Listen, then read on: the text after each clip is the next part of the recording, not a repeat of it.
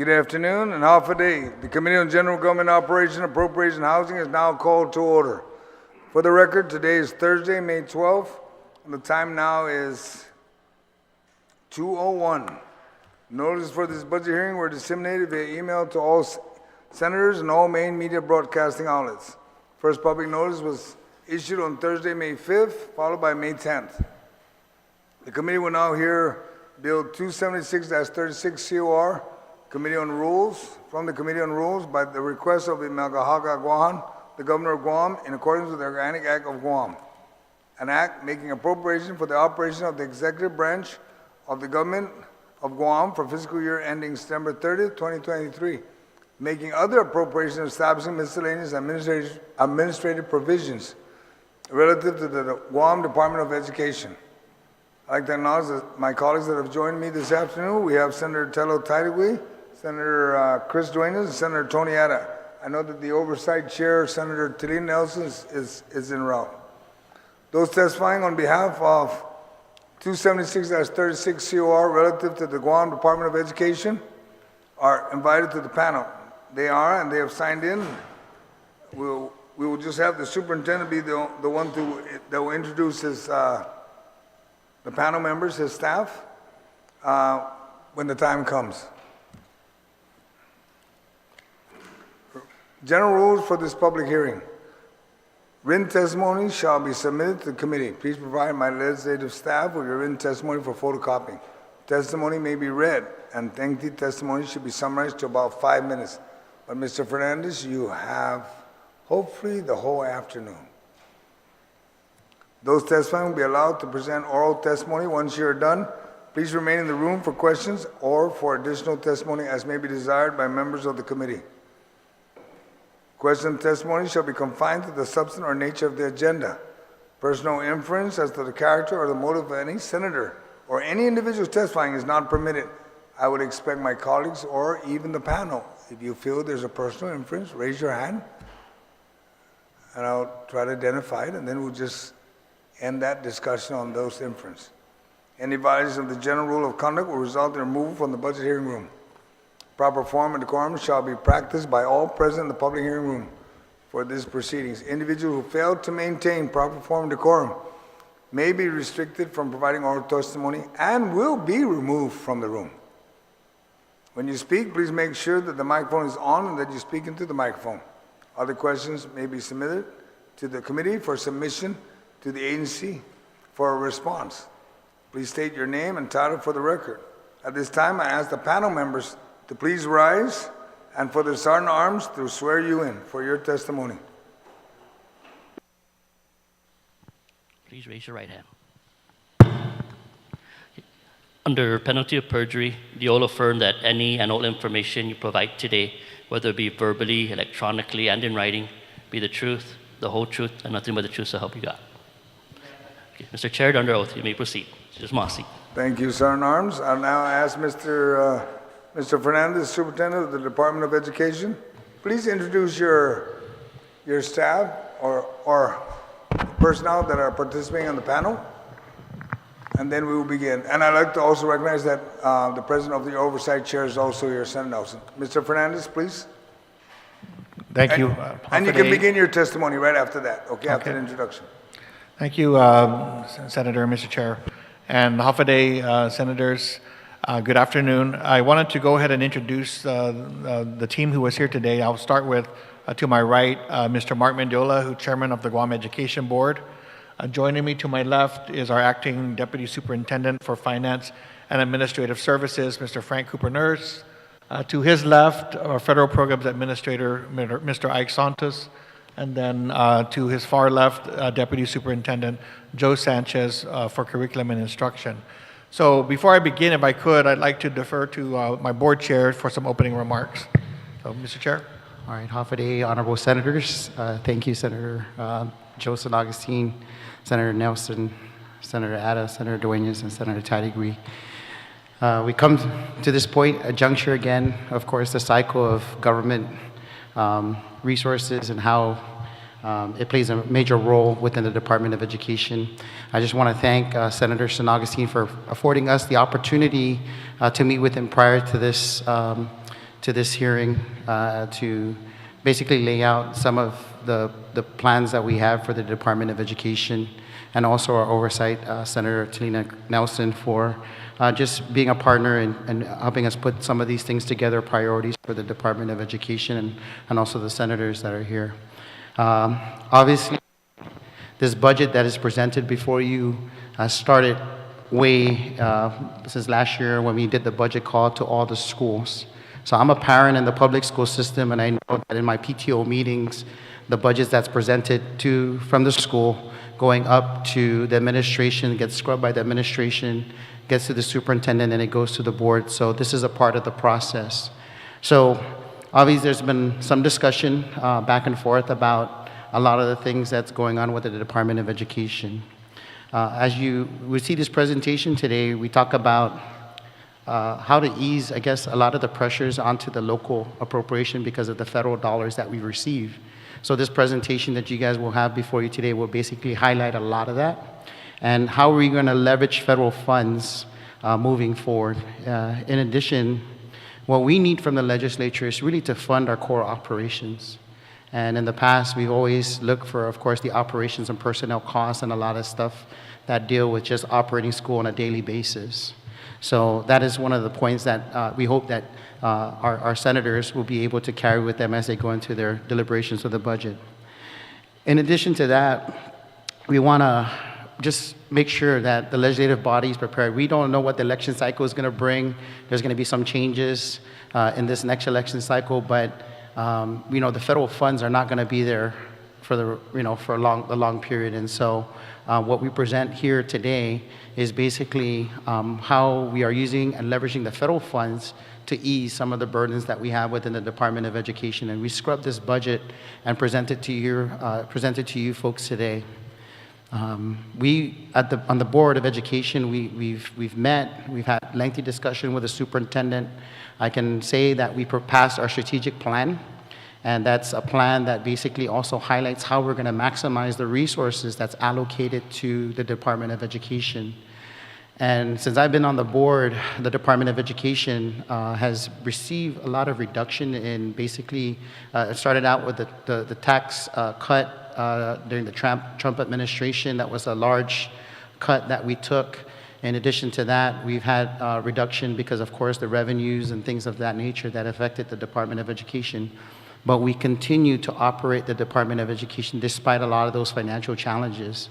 And so I hope that today our senators will have an opportunity to see where we're going with this budget and where we plan on going in the future with respect to the challenges that we may face if we don't prepare for revenues that we need for the Department of Education. So on behalf of my colleagues on the Board of Education, Undunklin Masi, I'll provide the superintendent and our team to present, and I'll be here to answer any questions the panel may have. Situs Masi. So if I could ask staff to bring the PowerPoint slide up.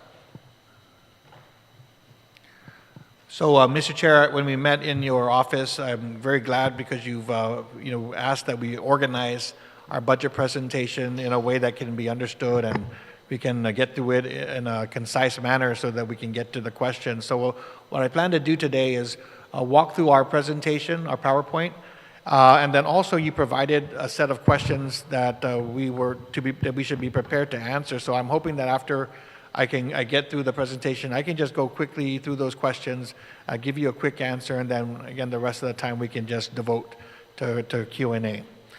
So if I could ask, so next slide, please. So as Mr. Mendiola said, we recognize that over the past several years, Guam has endured a couple of challenges financially. Number one is that we had to adjust to the federal tax cuts back in FY18, which caused an immediate exercise in having to reduce our budget in the middle of a school year.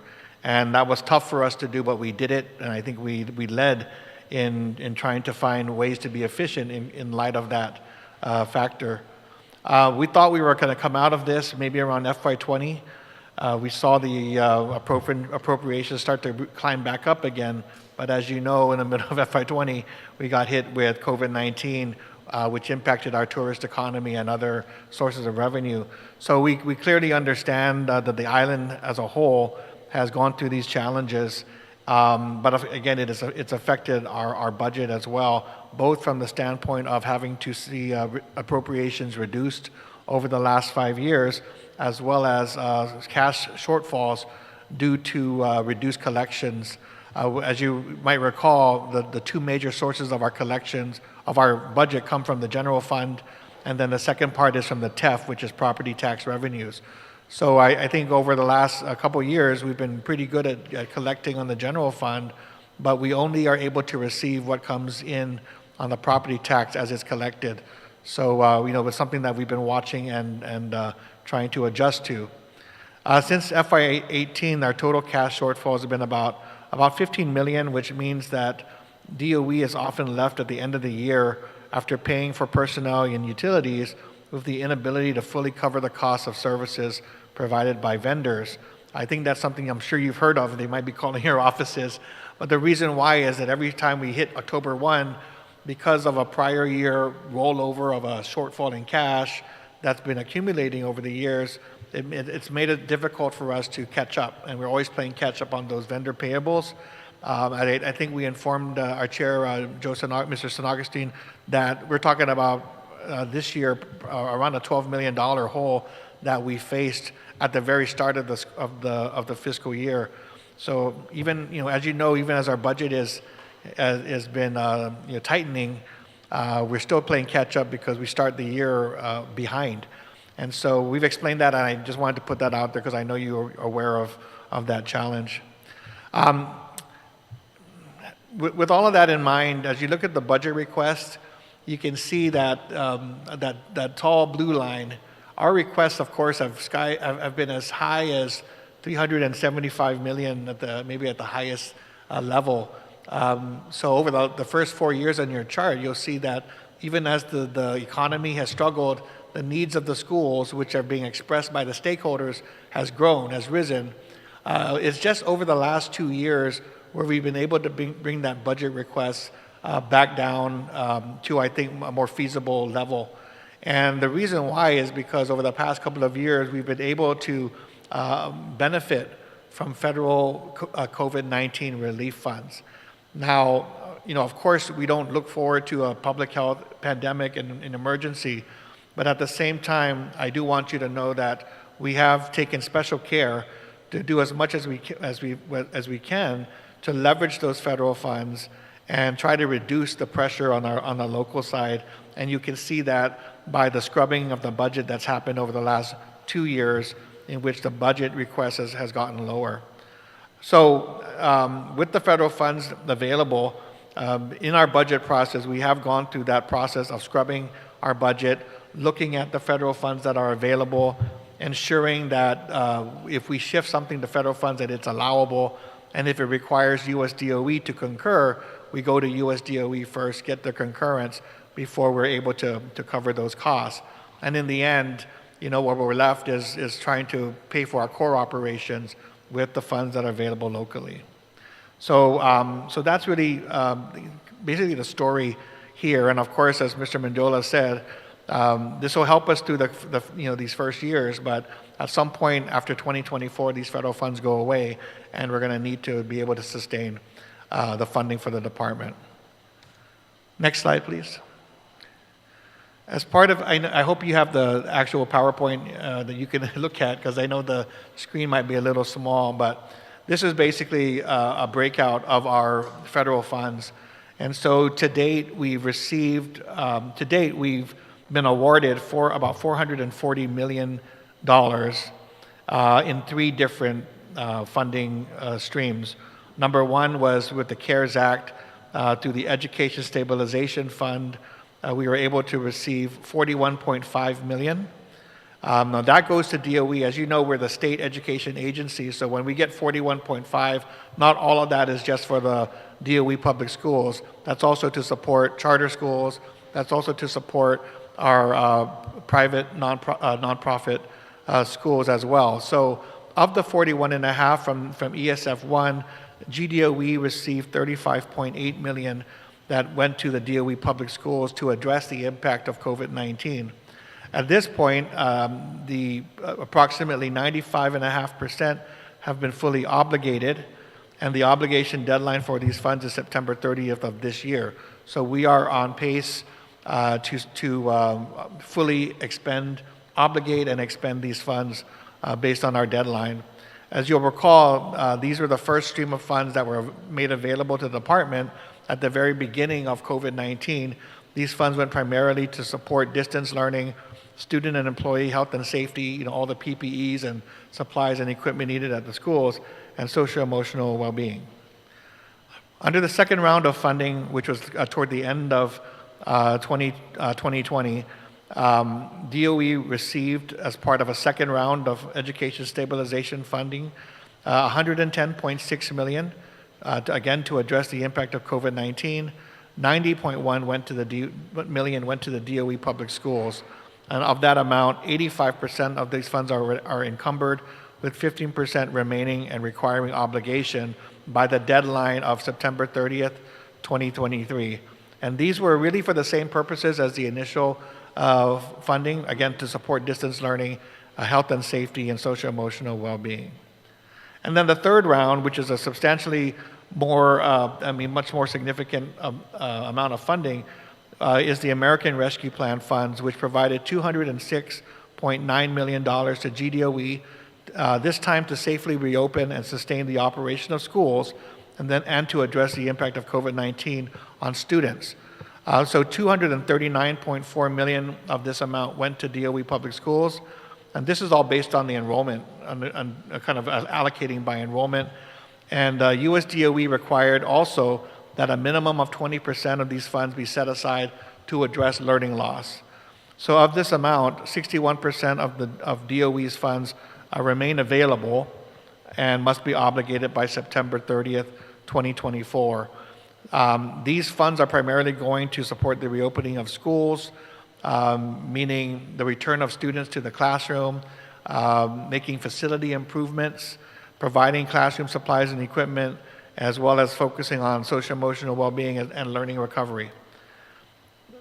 Later on in the presentation, you'll see that we're actually setting aside about $103 million for capital improvement projects, in line with what are deemed priorities under our soon-to-be-released Master Facilities Plan that was sponsored by the U.S. Department of Interior and completed by the U.S. Army Corps of Engineers through their contractor HHF Planners out of Hawaii. We anticipate release of that plan next week.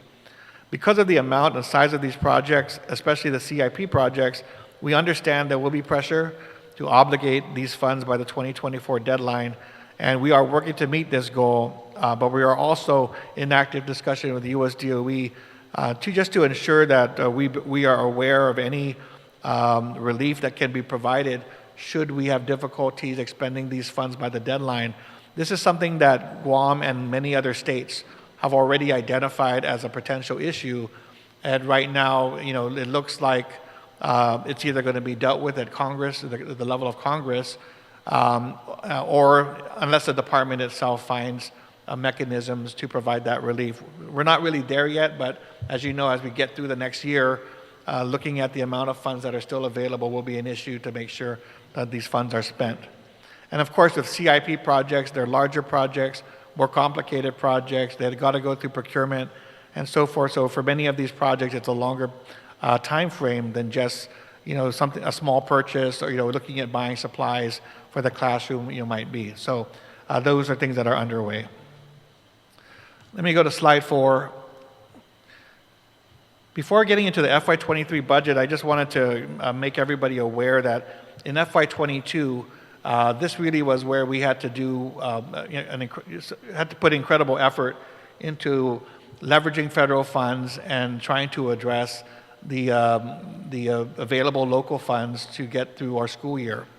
So with the federal funds in mind, we took a lot of time to scrub through our local budget requests and the federal funds requirements. We're not really allowed to use those federal funds just for anything. There are specific uses. And so in light of what our needs were, we had to take a look at what was available locally as well as federally and try to align the funding so that we could use both to the maximum capability. Last year in FY22, that's when we started off with an initial budget request of $373 million. But we did eventually, if you recall, send down an adjusted request of $290 million because we were able to review the federal funds and actually reduce that amount by $84 million, probably over half of which were CIP projects. We basically said, look, we have about $45 million of CIP projects that were very difficult to fund, in our annual budget, but with the ARP presenting itself and the prioritization of safe and healthy school campuses for the reopening of schools, we are able to now, we've gotten approval to be able to use ARP funds to cover those projects. So we reduced our request by $84 million. Even after that, once we got the final FY22 budget, it was determined that we still had a shortfall of about $45 million in order to try to provide the current level of services that we were providing. And so I know that caught the legislature by surprise to have it put that way, but really what the board had identified was a pressure on the local budget that had to be managed. And so I was directed by the board to develop a management plan aimed at living within our means and looking at other sources of revenue if possible, including the further use of federal funds to get us through the current fiscal year. Next slide, please. So, and I think really what this is to demonstrate is to let you know exactly the extent of scrubbing that's gone into this budget, the 22 budget and the 23, to let you know what we're able to cover and also what may still be out there when these federal funds go away. So in FY22, with the $45 million that we wanted to cover, we actually took 3 steps. One was to shift the allowable costs to the American Rescue Plan of about $8.8 million. So what I mean by that is sometimes we request things in the local budget, and then we realize that those are already approved allowable uses of the federal funds. So when we say, hey, there's still a technology request in our local budget, but we are able to fund technology in the classroom or at the school in the ARP, we don't need to keep that in our local budget. Let's make sure we fund that and take advantage of the ARP funds. So we found additional costs that we said, now that we have our plan approved, these can actually be covered under already approved uses of our federal funds.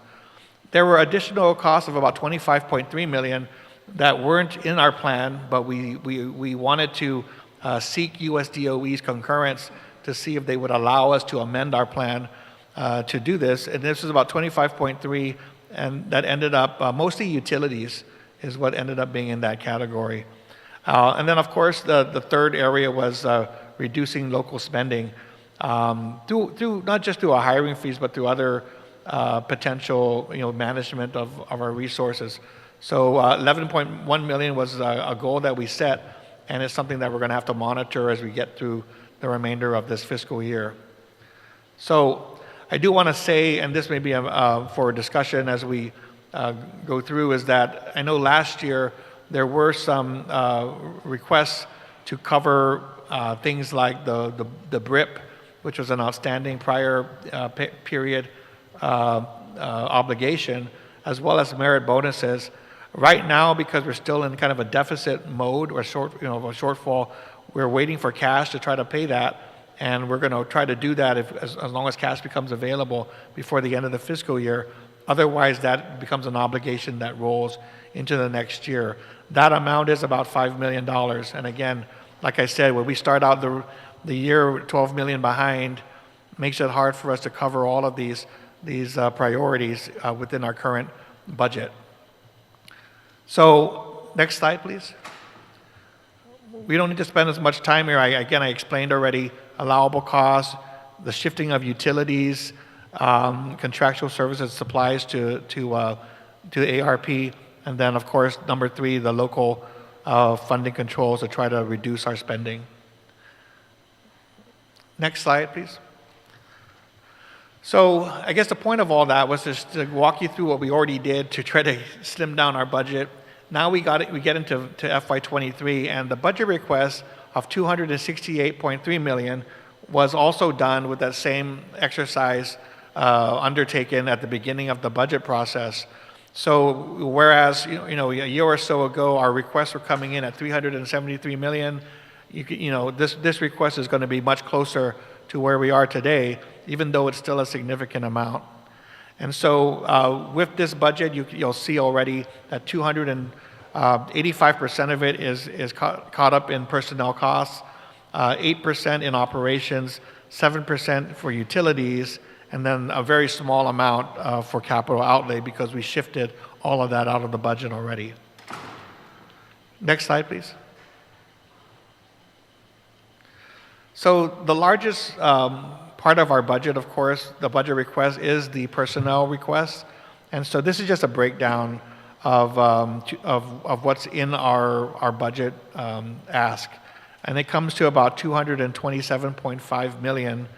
Our staffing pattern, and as of September 30th, comes at a cost of $213.2 million. Substitutes are the next biggest chunk of spending, and that's basically based on a ratio of 10% substitutes per, based on our number of classroom teachers. In the past, we've had to reduce the substitutes to about 5% just due to budget savings needs. However, as you know, the need to get our kids back to school and the impact of COVID-19 has made it clear that we still need a higher amount.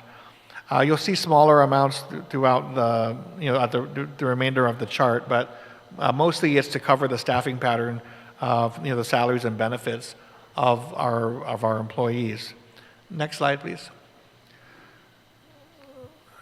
So of that amount, I know this usually comes up in trying to understand what the needs are.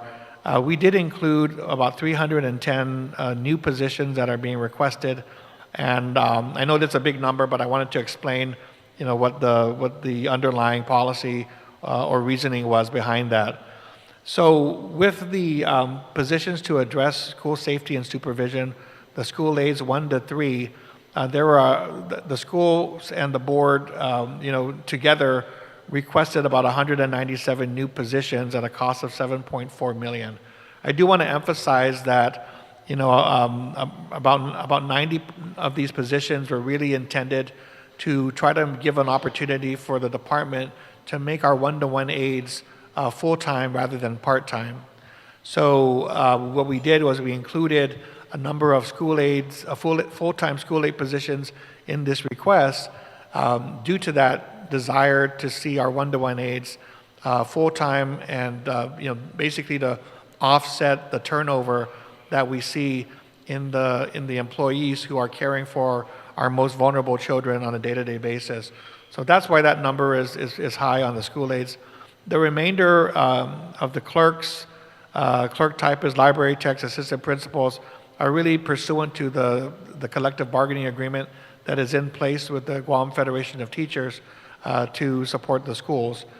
And then finally, in the special education positions, these are allied health positions that have been proposed for additional support for students who have these particular needs. We recognize that some of these positions are hard to fill to begin with, but at the same time, these are the needs that have been expressed by our stakeholders with regard to more therapeutic services within the department, as well as a focus on mental health improvements and so forth. So this really makes up about $13 million of the $227 million that we put forth in our request. Next slide, please. On the operations side, it comes to about $21.3 million, and this is after we've already scrubbed out things that we wanted to move to the federal side. What we did keep in the operations budget was everything that we felt was made up our core operations. So things like the local school meal subsidy, that's going to be here, beyond the federal funds going away, of about $5.6 million. JFK and Okadu have maintenance insurance requirements of about $4.2. We put the money in for administrative, instructional supplies, the third-party contract, textbooks, and so forth. So you have a breakdown of what goes into that $21.3 million. Third-party fiduciary, obviously, you know, we're trying to get rid of the third-party fiduciary contract. A lot of that's going to depend on our visit that will happen later this month, the week of May 23rd. We should be getting a full team of visitors from US DOE to review progress and give us, a final, hopefully a final decision on whether we're able to move forward from the third-party oversight. So we hope things like that can be addressed and reduced, and further, reduce the resources needed on our local side.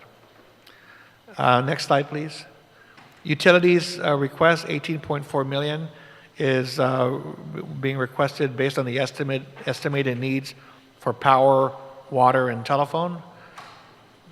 I think that's pretty straightforward, so we'll leave it at that. Next, and then the final, next slide, please. And our capital outlay budget request, it's only about, it's about $1 billion. And the only reason we put it in there was because one is that limited gaming is a dedicated revenue. So limited gaming comes into the local budget to support sports facilities. And then the special education budget, buses, we're required to maintain effort on the local side in order to receive the federal funding for special education. So the special education bus is part of our maintenance of effort, but it's only about $1 million where it usually is, upwards of $40 to $50 million that we usually come to the legislature with. Next slide, please. So you'll see these next few slides are basically a summary of everything that we've taken out of the initial requests that was brought to us by our stakeholders. So I won't go into detail, but I'll just say that $18.4 million is being proposed to be covered by the ARP in FY23, ranging from air conditioning to the maintenance needs to the Healthy Futures Fund activities such as sports equipment. All of that is being proposed to be moved to ARP to be used to support the schools throughout next year. Next slide, please. We also removed about $850,000 of infrastructure, capital outlay requests proposed by our technology office. But upon further review, we have gone to US Ed to approve the use of the ARP for these funds as well. So even though it's a smaller amount, it's something that we think we can leverage federal funds for. Next slide, please. And then as we mentioned before, not just this year, but also the prior year, we have set aside in our ARP grant $103 million to be used for capital improvement projects. So these look like general categories, but really what's happening is that these categories are aligned with the categories that are presented in our master facilities plan. So with that plan about to be finalized, what we're doing is, with the benefit of the recommendations in the facilities plan, we've aligned our ARP funding so that we can tackle those identified issues and move forward to address those issues with the funds that are available. So there's a very unique opportunity that we have. Usually you have a plan and maybe you don't have the money, or you might have the money but you don't have the plan. So this is one of those opportunities where we have the plan and we have the money that's available right now. So our task now is to take that plan and execute it with the funds available and knowing that we have a deadline that we have to meet. So it's been a tough effort for us. We don't have a built-in team of capital improvement folks and engineers and so forth to be able to tackle something of this magnitude. So we've been doing our best internally. We are working with the Guam Power Authority through an MOA to utilize some of their engineering expertise. We're working with GITA and DPW on projects like Simon Sanchez, of course. So we're doing our best to also team up with other agencies to move these things ahead. But this is the ambitious part of our plan. But we have the plan, we have the funding, and we're going to look to execute these and make some of the improvements that have been much needed in our schools. but for which there have not been significant amounts of funding available to execute. We're talking about $100 million in deferred maintenance that we still need to continue to maintain. So this will help us address those concerns. So next slide, we're almost done. So this is almost a final slide, but just a reminder that as long as we receive and utilize these federal funds, there is still a maintenance of effort requirement that applies. So you'll recall that when they first did the CARES Act, it was really a dollar amount. They wanted the average dollar amount of spending, I believe, averaged over 3 years. That guidance has shifted now, and as of last year and this year, the maintenance of effort actually refers to the percentage of the total, the relationship between education spending and total government expenditures. So as far as DOE is concerned, in FY17, 18, and 19, DOE's expenditures came in at about 29% of the total government expenditures. So that's as much as we can provide you as a guide for meeting that target and meeting that MOE requirement going into this appropriations cycle. I do want to clarify, because I know this came up during the last time we went through this discussion. When there is a concern that the government may not be able to meet the MOE requirement, there is an opportunity to request a waiver. And so what we did during the last round was we actually requested a waiver, because even though we were close to what we thought the maintenance of effort should be, we were a little bit short for DOE, and we said, let's go and see whether we need a waiver or not. So we pushed that forward. What we were told was that it's actually all of education spending, it's not just DOE. So while we want to advocate for DOE, what US DOE looks at is both your spending on higher education, so UOG, GCC, charters, DOE, takes that total amount and determines whether the maintenance of effort is met for that overall education spending, not agency by agency. So while we can provide you this guide for DOE, the governor's office is actually, I think, the one who compiles all of the numbers for the post-secondary and then the K-12 spending in order for US DOE to render its decision. What we were told this last round is that we didn't need a waiver because Guam met the maintenance of effort, so we withdrew the request for a waiver. And then, of course, if there's a need to clarify anything going forward, we can always seek US DOE's advice and guidance on it. So that's just an additional comment on the MOE requirement. Next slide, please. So in summary, this $268 million request, even though it's a high number, it comes much lower than our normal request, because I think we've been responsible and transparent about trying to use the federal dollars that are available to offset the needs that we normally come to the legislature with. So I think for the coming couple of years, that's going to be a benefit to the department. However, we know that in 2024, those funds will no longer be available, and so we want to keep an eye on what it's going to take to fund core operations beyond that.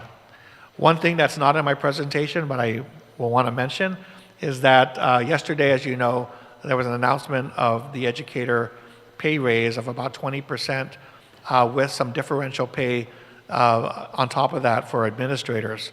So that isn't in our request. It was something that we knew was coming, but at the time we weren't sure what the amount would be, what the percentage would be. But obviously, in order for us to be able to pay for that, it would need to be factored into the budget. And so we just want to acknowledge the raise that was announced yesterday. We want to thank the governor and on behalf of our teachers and on our staff. And at the same time, we know that it's really the job of the legislature to see how we can sustain that going forward. It's a big amount. So I guess final slide, just to say thank you to the legislature, thank you to the committee for allowing us to make this presentation. Mr. Chair, I don't know if you want me to, I'm done with this presentation. You did ask a few questions. You want me to go through that real quick? It shouldn't take long. Senator San Agustin provided questions to us to answer in preparation for the hearing. So number one, is there any prior year outstanding personnel services obligations? If yes, what are the amounts? So we do have two areas that we've been tracking. One is BRIP, the Bonus Retention Incentives Program of about $1 million. And then the second is the merit bonus, which comes in about $3.1 million, going back to 2012, 2014. So again, some of this is subject to cash availability to be able to pay this year, but if not, it'll roll over, to the next year. Number two is whether we've procured the majority of budgeted supplies and equipment for the year, and so basically there isn't any supplies and equipment remaining in the local budget. We shifted all of that to federal funds, and so we have been and we continue to use the federal funds to provide support for supplies and equipment for our schools. So for school year 21-22, schools receive funding for supplies and equipment at a rate of $150 per student and $1,000 per teacher. And then for next school year, schools will be receiving funding for supplies and equipment at the rate of $150 per student and $1,500 per teacher. So if you'd like further information, our Deputy Joe Sanchez can further elaborate. Number three is, what is the status of capital outlay projects being implemented in FY22, and what are the completion dates for these projects? So again, we moved all of the capital improvement projects to the ARP, and we can give an update, but what we're really doing is these are district-wide CIP projects that are being prepared for procurement. So we do have a couple canopy projects that are underway, repairs to the GW gym that are underway. We have an outstanding procurement for HVAC repair and replacement that's out for bidders to respond to. And then we have a number of procurements getting ready to go for canopy repair, restroom renovation, roof repair, and so forth. So there's a lot of work ahead, but those are a lot of the projects that are currently underway. Number four is, do we have a budget or expenditure plan for federal assistance funds allocated to the department? And so the answer is yes. Basically, we had to provide the federal budget to be approved and submitted to the US DOE, and that outlines where all of the funds are going to be spent, not just for DOE public schools, but also for our private nonprofit schools and charter schools as well. Number five is, how much of federal assistance funds has the department received and expended or obligated to date? So that's in the slide that we provided in the presentation for your reference. Number six, do you feel that the FY22 budget request represents the true needs of the department to meet its core mission and objectives? So the answer is yes. And I think what we tried to do is show you that we did try to go through the federal funds that are available and remove anything that was in our initial request, try to get them out and use federal funds for those purposes if possible. And so what remains is what we believe are core operational needs that we can further discuss with the legislature to fund for the coming year. Number seven is, how many of the authorized vacant positions have been filled? So we right now, as of May 10th, have about 199 vacancies. 97 of them are teachers, and we typically try to continue to fill school-based positions. And then within the central office, we try to fill only those positions which we deem critical to continuing the operations and supports at the central office. And then number eight and number nine. Number eight was based on the governor's ARP. Have you received your department's allocation? So we aren't receiving anything from the governor's ARP, although we did receive some funding from the initial allocation that the governors got from the CARES Act, which was used to procure MiFi devices to support distance learning in the early days of COVID-19. I think Joe can have the exact amount, but we did have up to $8 million authorized, but we didn't need all of those funds, so we used much less than the $8 million to purchase those MiFis. And number nine, are you aware of the appropriation reserve and amount being held by BBMR, and are there plans to use these funds by the end of the fiscal year? Thanks to the legislature and in the Appropriations Act, BBMR does not hold reserves for the department. So we thank you for that support. And that brings us to the end of the questions and responses that you provided, Mr. St. Augustine. So, Senator, we're available to answer any questions you might have. Thank you, Mr. Fernandez. Going back to the, you mentioned the first question, prior outstanding personnel service. Can you repeat that again? You mentioned $1 million and then $3.1 million? Oh, for the prior period? Correct. About $1 million for BRIP, Bonus Retention Incentives Programs. This goes back to an issue that occurred back in 2004, 2006, where there was essentially obligations made, but cash ran out, and there were many employees that were eligible who did not receive what was promised. So the board went through a process to scrub those amounts and scrub identify the individuals, and the estimated amount is $1 million. And then the merit bonus is about $3.1 million in merit bonuses that have not been paid out. So I want to recognize that in the Appropriations Act, there was line items to pay both the BRIP and the merit bonus. The challenge for us is that we don't have the cash to pay for it because we're still operating in a deficit, as we've explained. So we do want to pay those out, and we're just looking for a solution. So if basically if your prior year obligations were paid off, you would be able to catch up with everything then? If the prior year so yes, I mean this is an outstanding obligation. I think the 12 million you're referring to, kind of a rolling number, but that also is a part of the outstanding prior obligations. So if we're able to pay that off, that gets us off to a much better footing. So we're not playing catch up on October 1st. So yes, that would put us in a much better position. Okay, thank you. I'd like to also recognize colleagues that have joined us. We have Senator Shelton and Senator Perez. And Senator Brown. Okay. And I will now ask the Oversight Chair if she has any questions for the panel, and then we'll proceed on with the colleagues that are present. Thank you. How much do you owe for vendors current? First of all, half a day, good afternoon. Sorry, you know me, we're just like, let's just get down to business. But I just want to thank you and the department and all of the things that we acknowledged our nurses this week. We're looking at this pay plan for our educators, and so we just want to acknowledge the hard work that you guys have done within our schools, ensuring, especially during the COVID-19 pandemic, utilizing the in-school teaching face-to-face and also the synchronous learning. So thank you very much for the work that you've done. And then we'll go into the questions now. Thanks.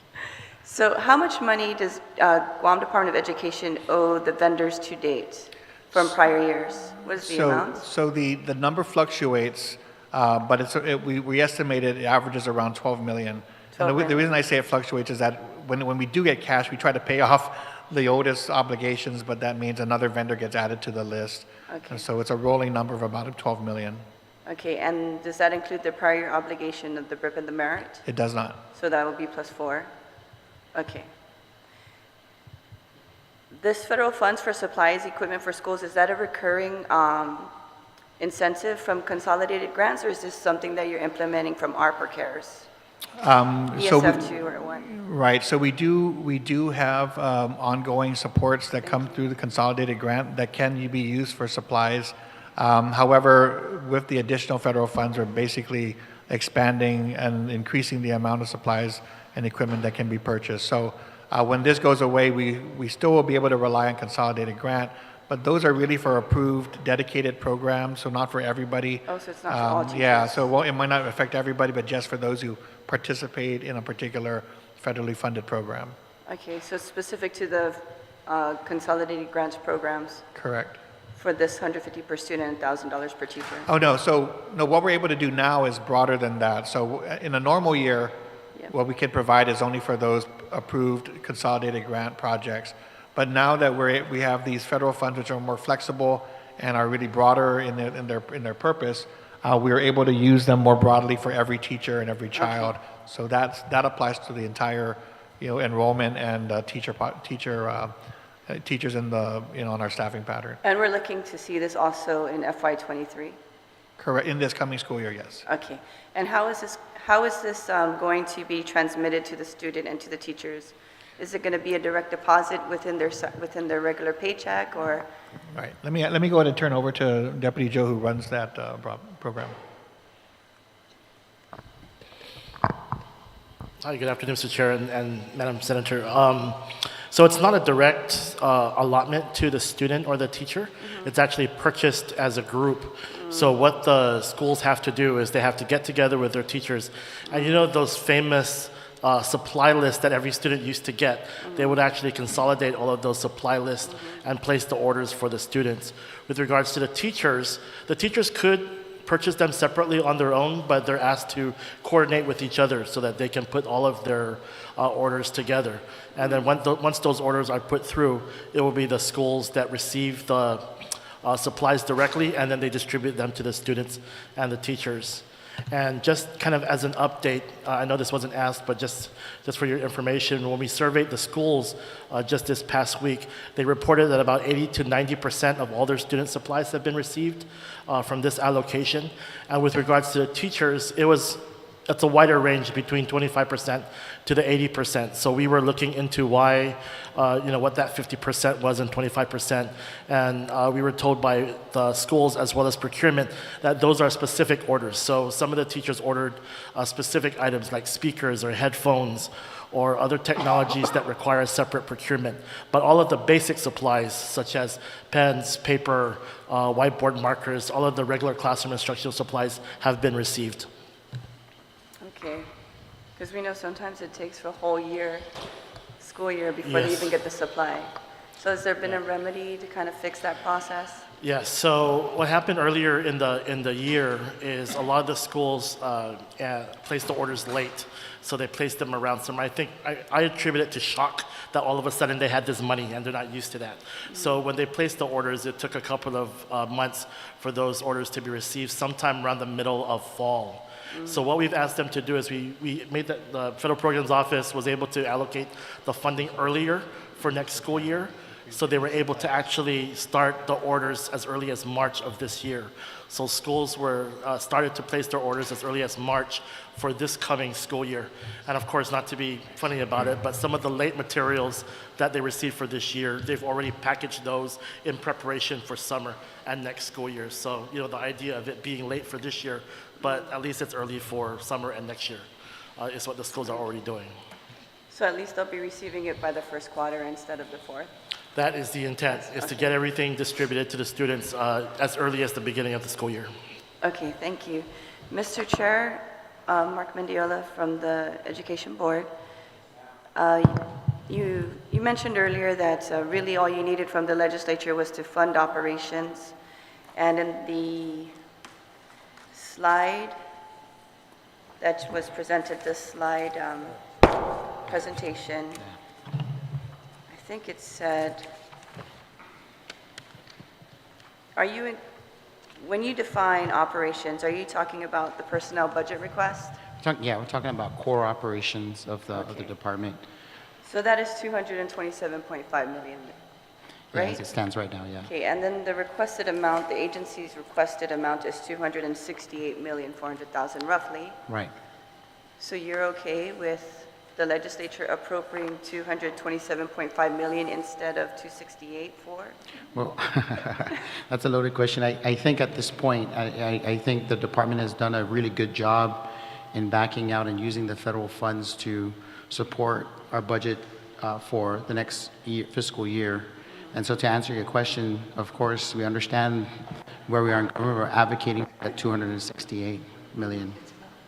Okay, because every time we have a budget appropriation, right, we see the news saying, oh, the legislature did not appropriate the original request of the agency. And so, behind closed doors, there's a lot of crosstalk with saying, okay, we'll take that amount, and then when we're out in the media, we're like, oh, no, this is an injustice.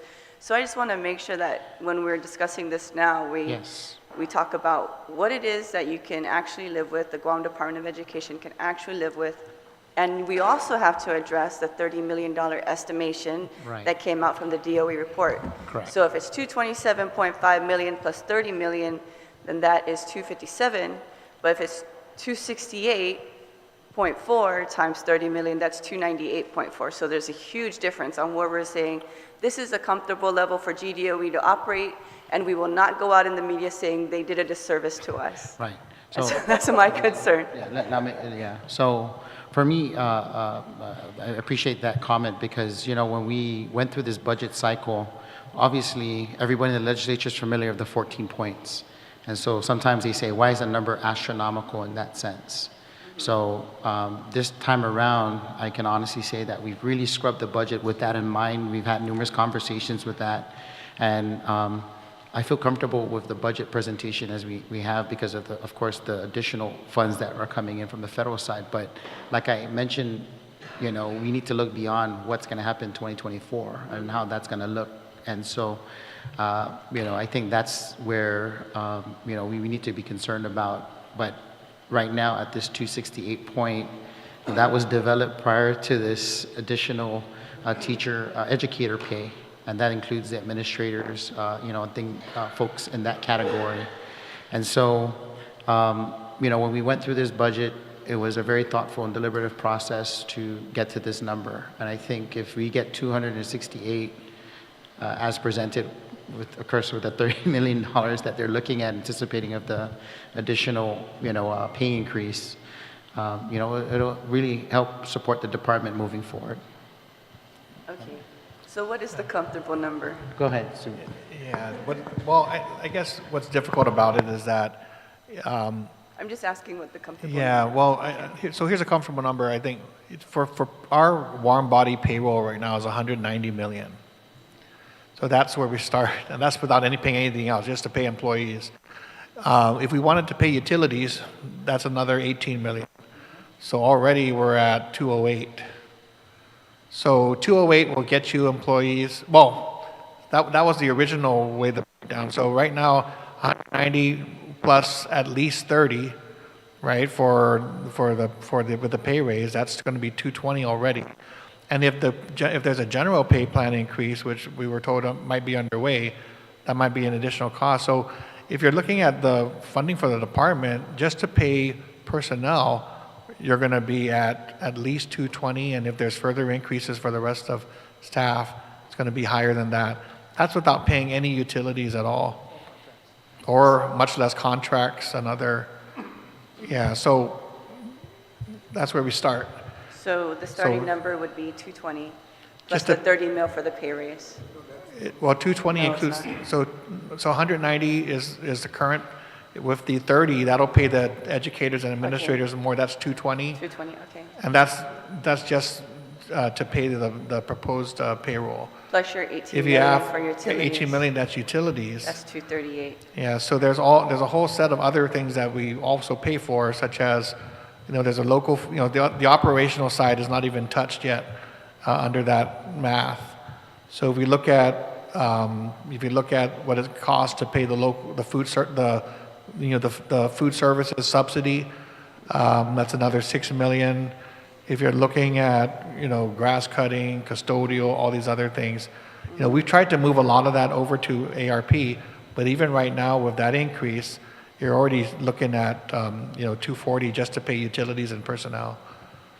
So that's a challenge. Okay. I'm not familiar with the revenue side. We're only familiar with the expenditure side.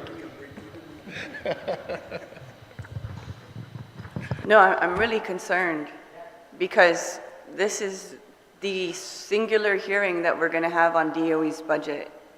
And this is not including the $30 million for the educators' pay. And realistically, the $238 million is bare bones. And I want to make sure the school's grasses are cut. I want to make sure that the gyms are maintained. I want to make sure that the classes are maintained, that all the school grounds are maintained and the restrooms. I mean, and those are in your contracts, and you're not including that with this $238 million discussion, right? This is just bare bones. Correct. So this is a concern. So I think that the board, the Guam Education Board, really should reconvene and address this educator pay so that we can have something in your budget request saying, okay, the educator pay came out, we need an additional $30 million. Because what I'm seeing in the news is, thank you, Governor, for getting us this educator pay. And I'm thinking, well, where's the money going to come from? What is the mechanism that's going to move this money into DOE? Where's that mechanism? That mechanism is here. Correct. So we need to really digest this and discuss this instead of just going on the media doing this face surface thing, because it doesn't address the issue. In the end, who's gonna look like the bad guy? The legislature, because they threw it out there with the $268 million request. We'll give you $268, figure out how to absorb your $30 million educator pay plan for FY23. But that doesn't discuss the FY22 cost of the educator pay plan. Right. So how are we gonna, and we need to discuss that now, because this is apparently our only singular hearing today for DOE's budget. And so how are we gonna address the $10 million for FY22 for the educator pay plan that came out? What is the mechanism? Is DOE just gonna absorb that? You've been saying since 2000, your very first page, since 2018 to 2020-21, you've had a shortfall of $15.5 million. And how is DOE going to get another $10 million to resolve your FY22 educator pay plan? Yeah, That's my question. Okay, that's very great questions. And first off, in terms of the board, we just for clarification, we haven't gone to the media. We haven't digested this myself and the No, board. I'm saying it's in the news, not the board. Yeah, okay, I get Yeah. it. So obviously, we do have internal mechanisms to address these issues as they come forward. So what are they? First, I'm the chair of the Budget and the Finance Committee. Okay. And so we got word that this came down, and of course, we asked the superintendent, what is the plan for this current fiscal year, and he'll explain that portion of it. But moving forward, that's the reason why in my testimony, I said, look, we got to look beyond what the federal money is doing for us right now, and what can we invest right now so that later on in the future, some of those capital outlay, we can shift towards, No, I get it, Mr. Chair. I get it. But that doesn't address the issue. I don't, but it doesn't negate the fact that we have to address this issue. That's where the board and the superintendent will work on this, in addressing this issue. How, if this is the singular hearing, budget hearing for GDOE, how are we going to address the issue? Well, we've been called down to the legislature many times and I'm pretty sure. Okay, so we're going to see a resolution and an updated budget request, and we're going to have another hearing? Is that what's going to happen? If that is the Because I am open to that. I don't know if that's the chair pleasure is, of this but I am open this to body, that. I mean, we've always been transparent. We've always come I'm before not the saying legislature. that you're not. No, it's not about that. It's not a question of whether you're transparent or not. This is the question. Okay. I'm concerned, right? FY22, Right. we need to pay $10 million for the educator pay plan. Okay. Where's that money coming from? I'll let him respond to that Okay. because we have a plan for that. Okay. Okay. Okay. But good question. So let me acknowledge I was the one in the media. So, but honestly, I am thankful for the recognition, and I think all of you are, that there is a need to recognize and compensate teachers, and whether there's a disagreement about exactly how much and when, that's fine. But at the end of the day, I do think that that based on where our teachers are getting paid, we're losing a lot of them, especially during COVID-19. They're burning out, they're behind the national average, and I think something needs to be done to recognize that. Having said that, doesn't mean that when I heard the news, we had the solution. It was my first response was, how are we going to pay for this? And what I promised to do was to look and to see whether we were able to leverage federal funds to address the interim cost between now and the beginning of the fiscal year. If it's going to go into effect next pay period, we need to figure out if there's going to be any revenues from the federal side that can help, because otherwise we're not going to be able to to fund that with our current budget. So we're trying to nail down those numbers. Right now, I think we're estimating probably about a 1.2 per pay period So we're looking at about 5 pay periods. It could be around 6 million that we need to find. And so that's our first thing, identifying the cost. We need to make that request of US DOE to see if we can get concurrence, and that's going to be able to be approved because it wasn't in our original plan. And then the third thing, the biggest challenge for us is processing those adjustments and coming up with the cash on the local side, which I think is going to be another challenge. So, as you know, with federal funds on the payroll side, we actually front those payments and get reimbursed for those payments. And if we don't have the local funds, it's harder to get reimbursed. So GDOE is going to absorb the cost of the $10 million? Well, right now, we would need federal funding to be able to support that. So And you have the federal funding to absorb the cost of $10 million for FY 2022? We have federal funds we have balances that if US DOE could be used to help with this, but we need to get their concurrence first. And that's part of what our due diligence is.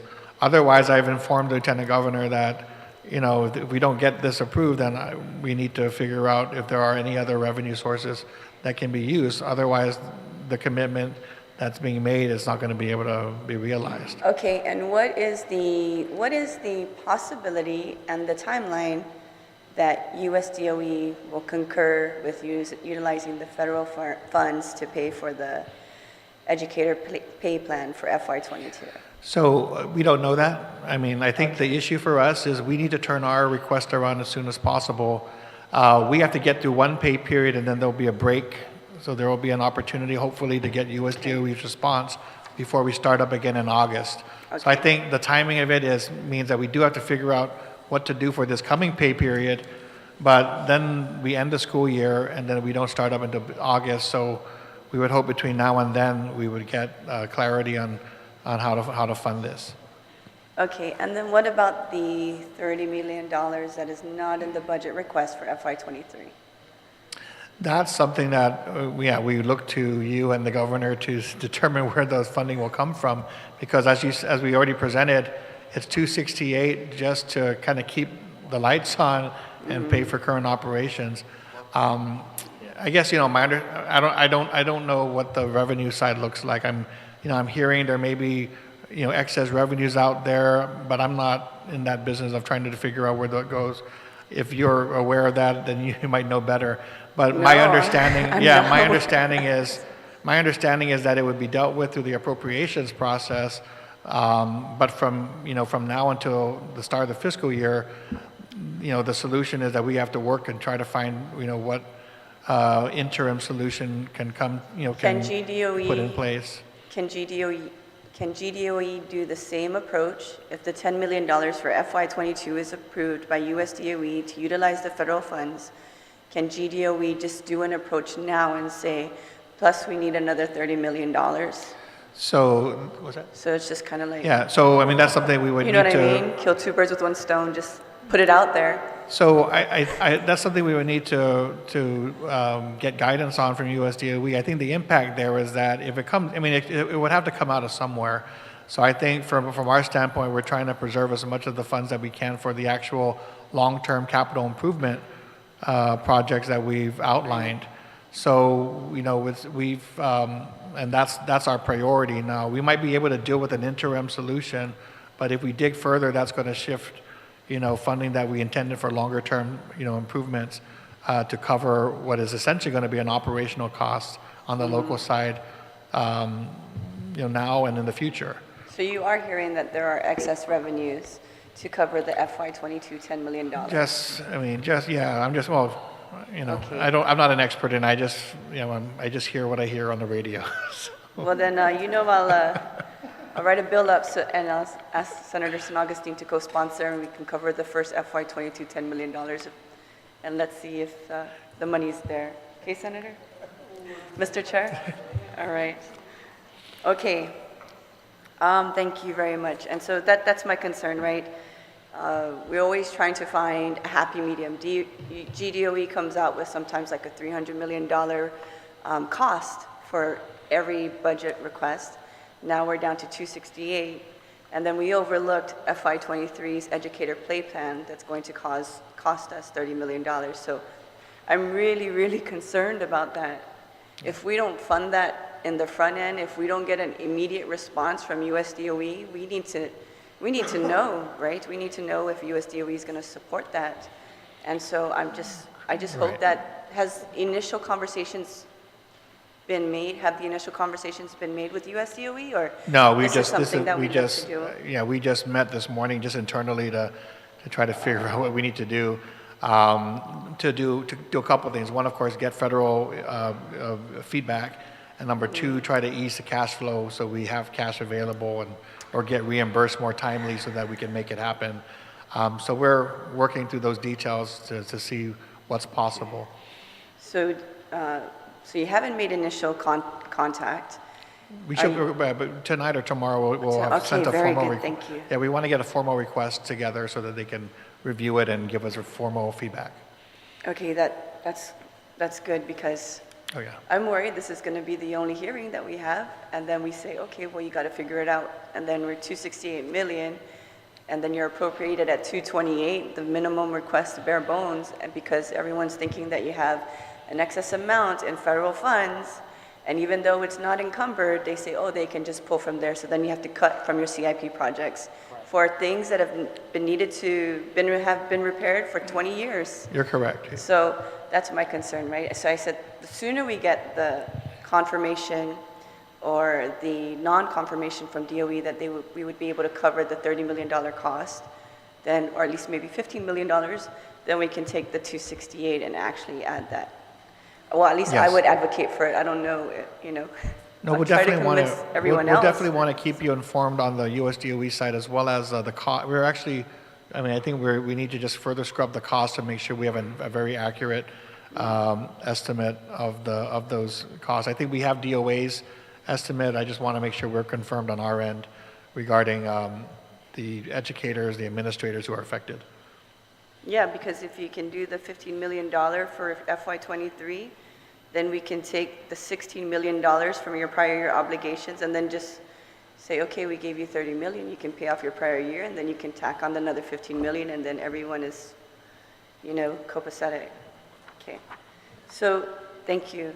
So for the ESF2 and ARP funds, you have the timeline of September 30, 2023 for ESF2, and then you have the timeline for ARP, which is September 30, 2024. Are these execution timelines where this has to be, the funding has to be approved, encumbered, or spent? Obligated.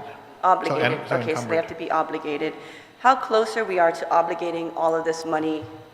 And is all of this going to be utilized for CIP, or are they utilized for other contracts or other purposes?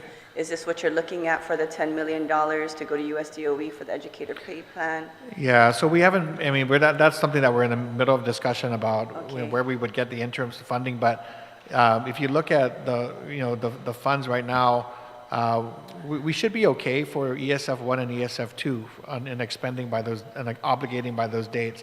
American Rescue Plan, like, shows 61%, available for the public schools. It shows up 97% for sub-recipients as well. So we're all kind of in the same boat of there's an additional funding stream that, the third funding stream that we need to figure out how to spend down by 2024. So I think our goal is to do that, but it is a big ticket to try to get done. So as we go forward and as we see our procurement process work and look and be able to time it out, we'll be able to get a better read on whether we're able to spend it down in time and how much we'll be challenged with. And again, I think it's likely that not just Guam but others are going to be trying to get an extension on this, just because otherwise we're kind of rushing to Yes. push this funds out the door, and sometimes when you rush, you might end up funding projects that aren't going to be as as worthwhile as others. So we're going through that, but right now Are there we're going to other focus on states 2024. Pardon me. Are there other states and territories that are requesting extensions for the utilization of their ESF2 and ARP funds? So right now, no, I would say that it's a topic of discussion. I recently came back from the Council of Chief State School Officer meetings with fellow state superintendents, and it is the topic. Everyone kind of recognizes that with the supply chain issues, the procurement issues, and especially the push for more capital improvement projects. The Biden administration made HVAC like a top priority for all school systems. There's early rumblings, and I think people have had conversations already, and the feedback that we're getting right now is that we can request it when it comes time, but it has to go through Congress. So the feedback we're getting right now is that US DOE may not be able to just grant an extension or a waiver because it's not necessarily in the law that authorize the spending. The utilization of the funds. Okay. So it might take a congressional act, and currently, based on this Congress makeup, it looks like there's going to be a lot of resistance to doing that. So that'll be a challenge. Now, if Congress changes and so forth, then there may be more opportunity going forward. And then US DOE will be here in a week or so, and we'll have further conversations to see whether there are other creative ways to address the needs that we have to use these funds. So we'll report back if we hear anything promising. So when they talk about having to go to Congress to get this extension, is this addressing the current legislation that gave all the states and territories the ESF2 and ARP? I think Addressing most that of our timeline? most of our concerns are only with the ARP, because that was just, Okay. Yeah. So ESF 1 and 2, I think everyone's been able to deal with it. It's the ARP funding, as you can see. I mean, it more than doubled from what we got in ESF 2. Actually almost doubled what we got in ESF 1 and 2. So all the states are kind of choking on the money that's coming through, and I think we're all going to be faced with the challenges. I mean, I was explaining to them that they were all complaining about supply chain, and I said, well, can you imagine if you were in the middle of the Pacific? Right. So whatever they're feeling, we're seeing an even more pronounced difficulty on our end. Okay. So you haven't made any attempt in reaching out to US DOE to discuss this? The opportunity for extension? We've You have? asked, Okay. but we haven't. I mean, at this point, You it's haven't maybe had- too early to get anything definitive from them. Okay, and why did you withdraw your maintenance of effort? Excuse me? You withdrew your maintenance of effort? Why did you do that? Correct. Because I think, let me ask Ike to respond, but I think it was determined that we did meet the maintenance of effort. Hafide, Ike Santos, Federal Programs Administrator, GDOE. Would you like some tea? No, I'm okay. Are you feeling okay? I'm okay. What we did was we submitted our maintenance of effort waiver requests, and we were working with the U.S. Department of Education's program office. All the way till the end, they told us that yes, Guam DOE will need the maintenance of effort waiver request. However, when you look at it from a totality between Guam, GDOE, the University of Guam, GCC, it did not meet those requirements because for whatever reason they received adequate funds to support those two institutions. So they said you cannot just be solely because you still rely under the general fund. So that's why we had to withdraw it. In addition, they were able to approve our utility requests, power and water, and the National School Lunch Program subsidy of $6.5 million. And as a result of them approving it, we said, okay, if they approve that, then we can withdraw our waiver request because we didn't even meet those requirements, but we did get the approval to use both utilities and the child nutrition program. And as for communication with USED, as soon as we found out that the situation regarding the teacher, principal, school administrators increment, we immediately sent an email to have a teleconference at 12 midnight tonight with the program office to give them heads up and then provide guidance as to what do we do with regards to the request for the $10.6 million to support all the way till this end of the fiscal year.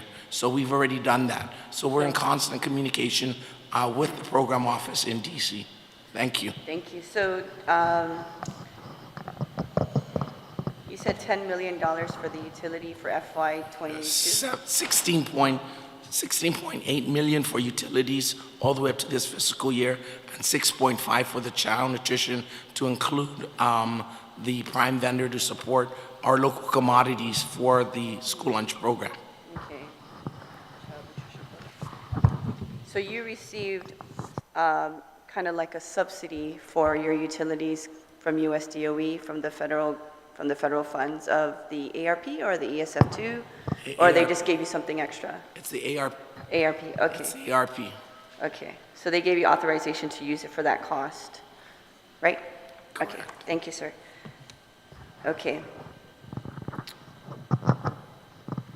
I noticed in your personnel budget request in your new positions, you have the one-to-one aides, and this is now an implementation to create classified employees for the one-to-one aides. Traditionally, or perhaps in the most recent past, we've been utilizing consolidated grants to pay for our one-to-one aides. Is that correct? A Federal large portion. special education grant funds.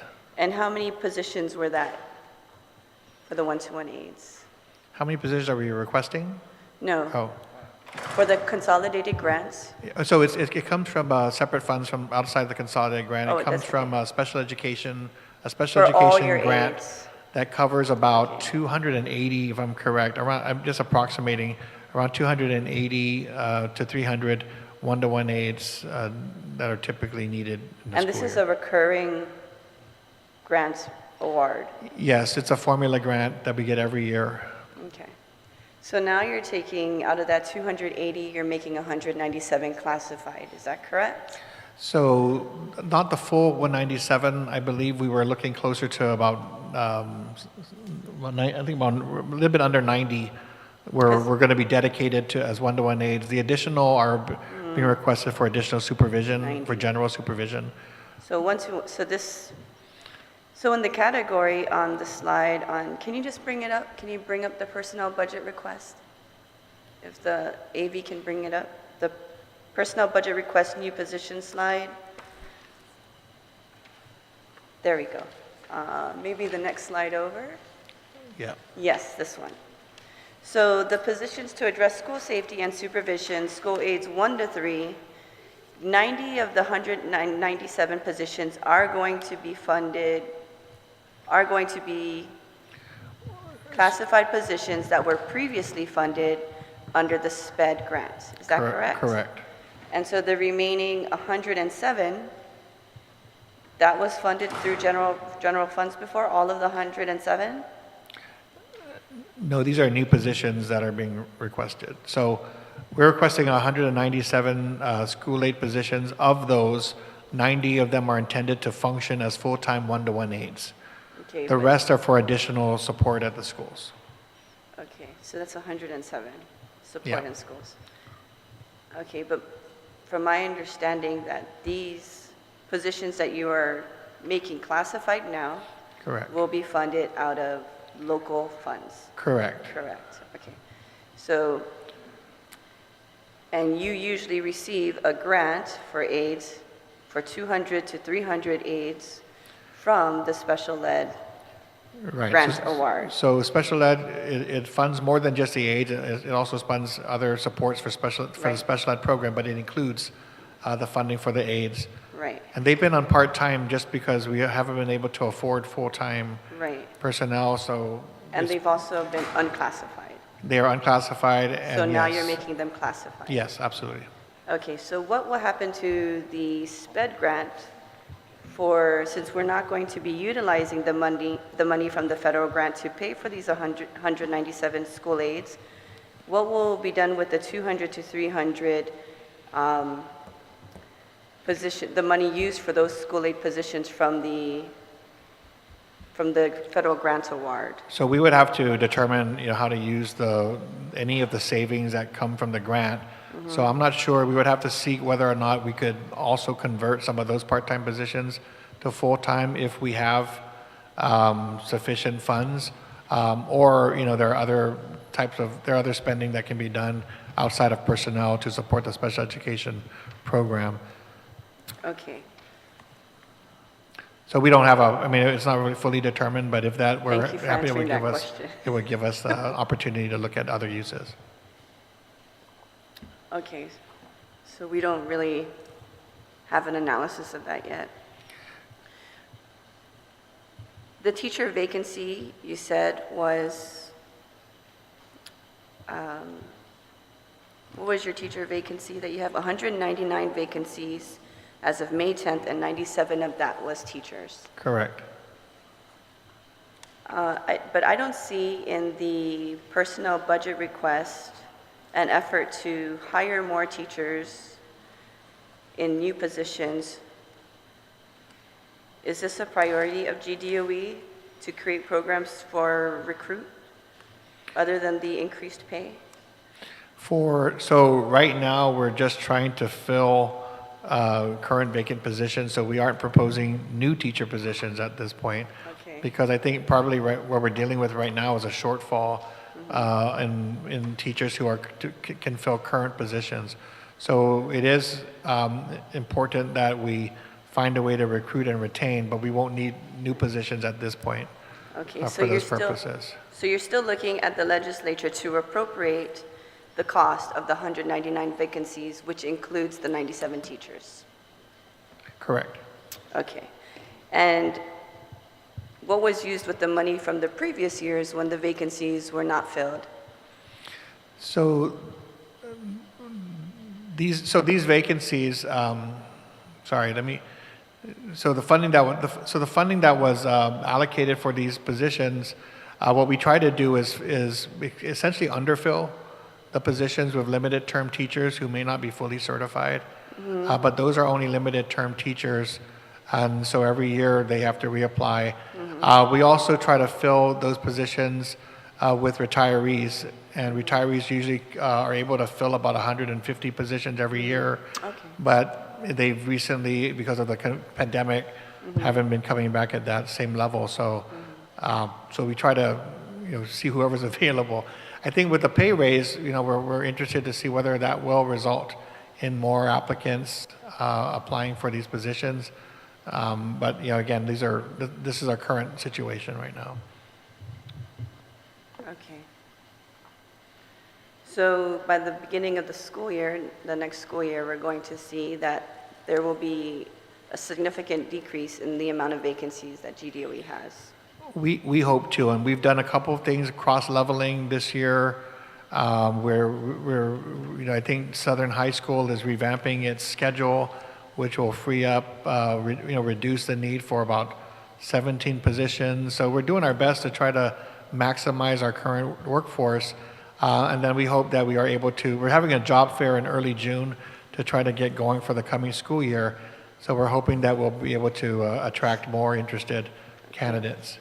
And I think the pay raise might help as long as we're able to fund it, but I think that, hopefully that'll attract others to consider teaching with the department.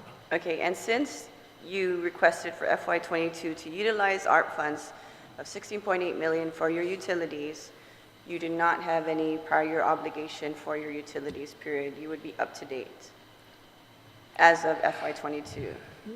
Right now, our issue right now is just working through the cash flow to pay the utilities and get reimbursed. But yes, essentially, the plan is to pay all of our bills with federal funds this year. But that doesn't mean you won't get a call from GPA saying that we're a little bit late on payment, because what we have to do is front those. Right now, we're trying to rework the process with the third party, but right now we have to front that money, and then they reimburse us, which is tough when we don't have the cash.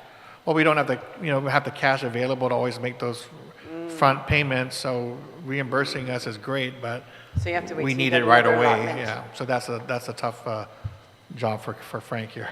Okay, and will you be able to use ARP funds for vendor payments for the previous years? That's not going to be allowable. Okay.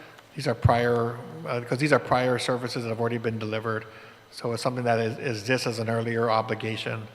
So going forward, we've looked at that. So, we've been able to shift some of the forward-looking costs for custodial services and, grass cutting to ARP, but anything that exists prior, we have to cover with our local funds. Okay, and how did the TEF funding trend this year for DOE and your HFF? From what we appropriated for FY22 and for what you've received thus far? Yes, if my deputy can pull it up. Okay. So Senator, can we just get that 30 million and put 298 million? Put 298 million in the budget request?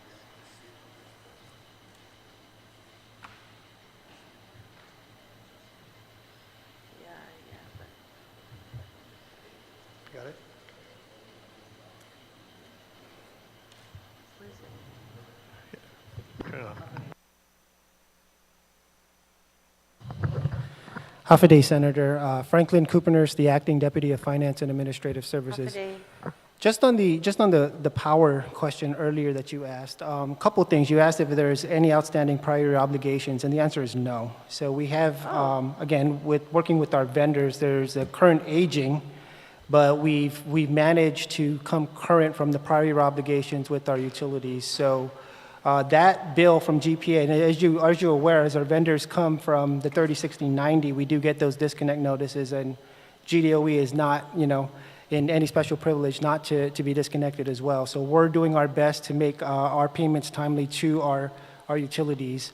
As far as the current year release of our appropriations for the TEF, right now the $11.7 million appropriations, the release is at 10.1, cash received is at 9.1. So at least as far as trend, we're trending in the right direction. We'll see as we progress through the year. We do have our monthly meetings with the AFSC, so that keeps us on track in terms of release and cash received, working with DOE to make sure that we're on top of any of the revenues that are available. And then additionally, as we looked at the summary of our past appropriations and our shortfall, as we covered in the initial slide, generally the risk exposure for cash shortages is from the TEF. Happy to say that from 2020 year, that risk exposure was minimized. GDOE received the maximization of its funding, and we almost received full cash release for 20. The shortage was $164,000 due to the limited gaming fund. And then last year, the cash shortage was 2.1, and that was primarily from the TEF of the exposure from the cash collections there amounted to about $1.5 million. And then the shortage came from the difference came from limited gaming fund.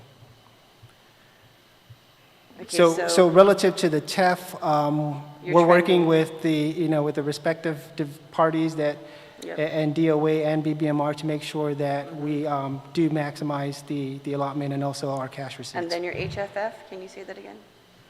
Oh, sorry. So for the HHF, current is what you're looking for? Yes, Healthy Futures Fund. So again, the appropriation level for the HHF is at $891,000. The release is at $654. Cash received is on track. We're about 430 in. So Oh, that's good. yes. So we're working with our EFSC, looking at BBMR's cash release, OFB, and working with DOA in terms of making sure that we can maximize any of those cash receipts available. Okay, very good. Thank you so much. So it does look like we're at least tracking Yes. to collect the appropriated amount. That's Correct. good. Okay, I think I'm done with my questions for now, but excuse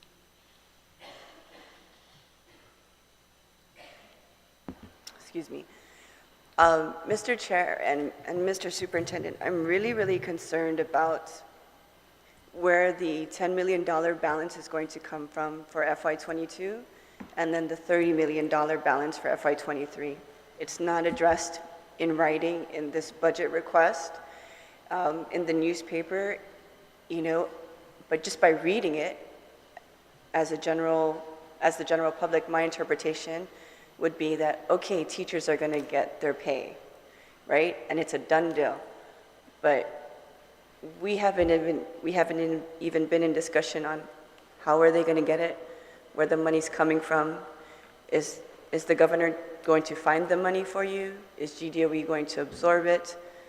And so those are my concerns. And I'd really like to ensure that this is executed properly so that they do get what they're owed, and not just saying, okay, well, they know it's there, so let's just, whoever wants to come to play ball, then they can play ball. But I'd really like to collaborate with the Office of Finance and Budget Chair and also with GDOE to find out where we're going to get this money.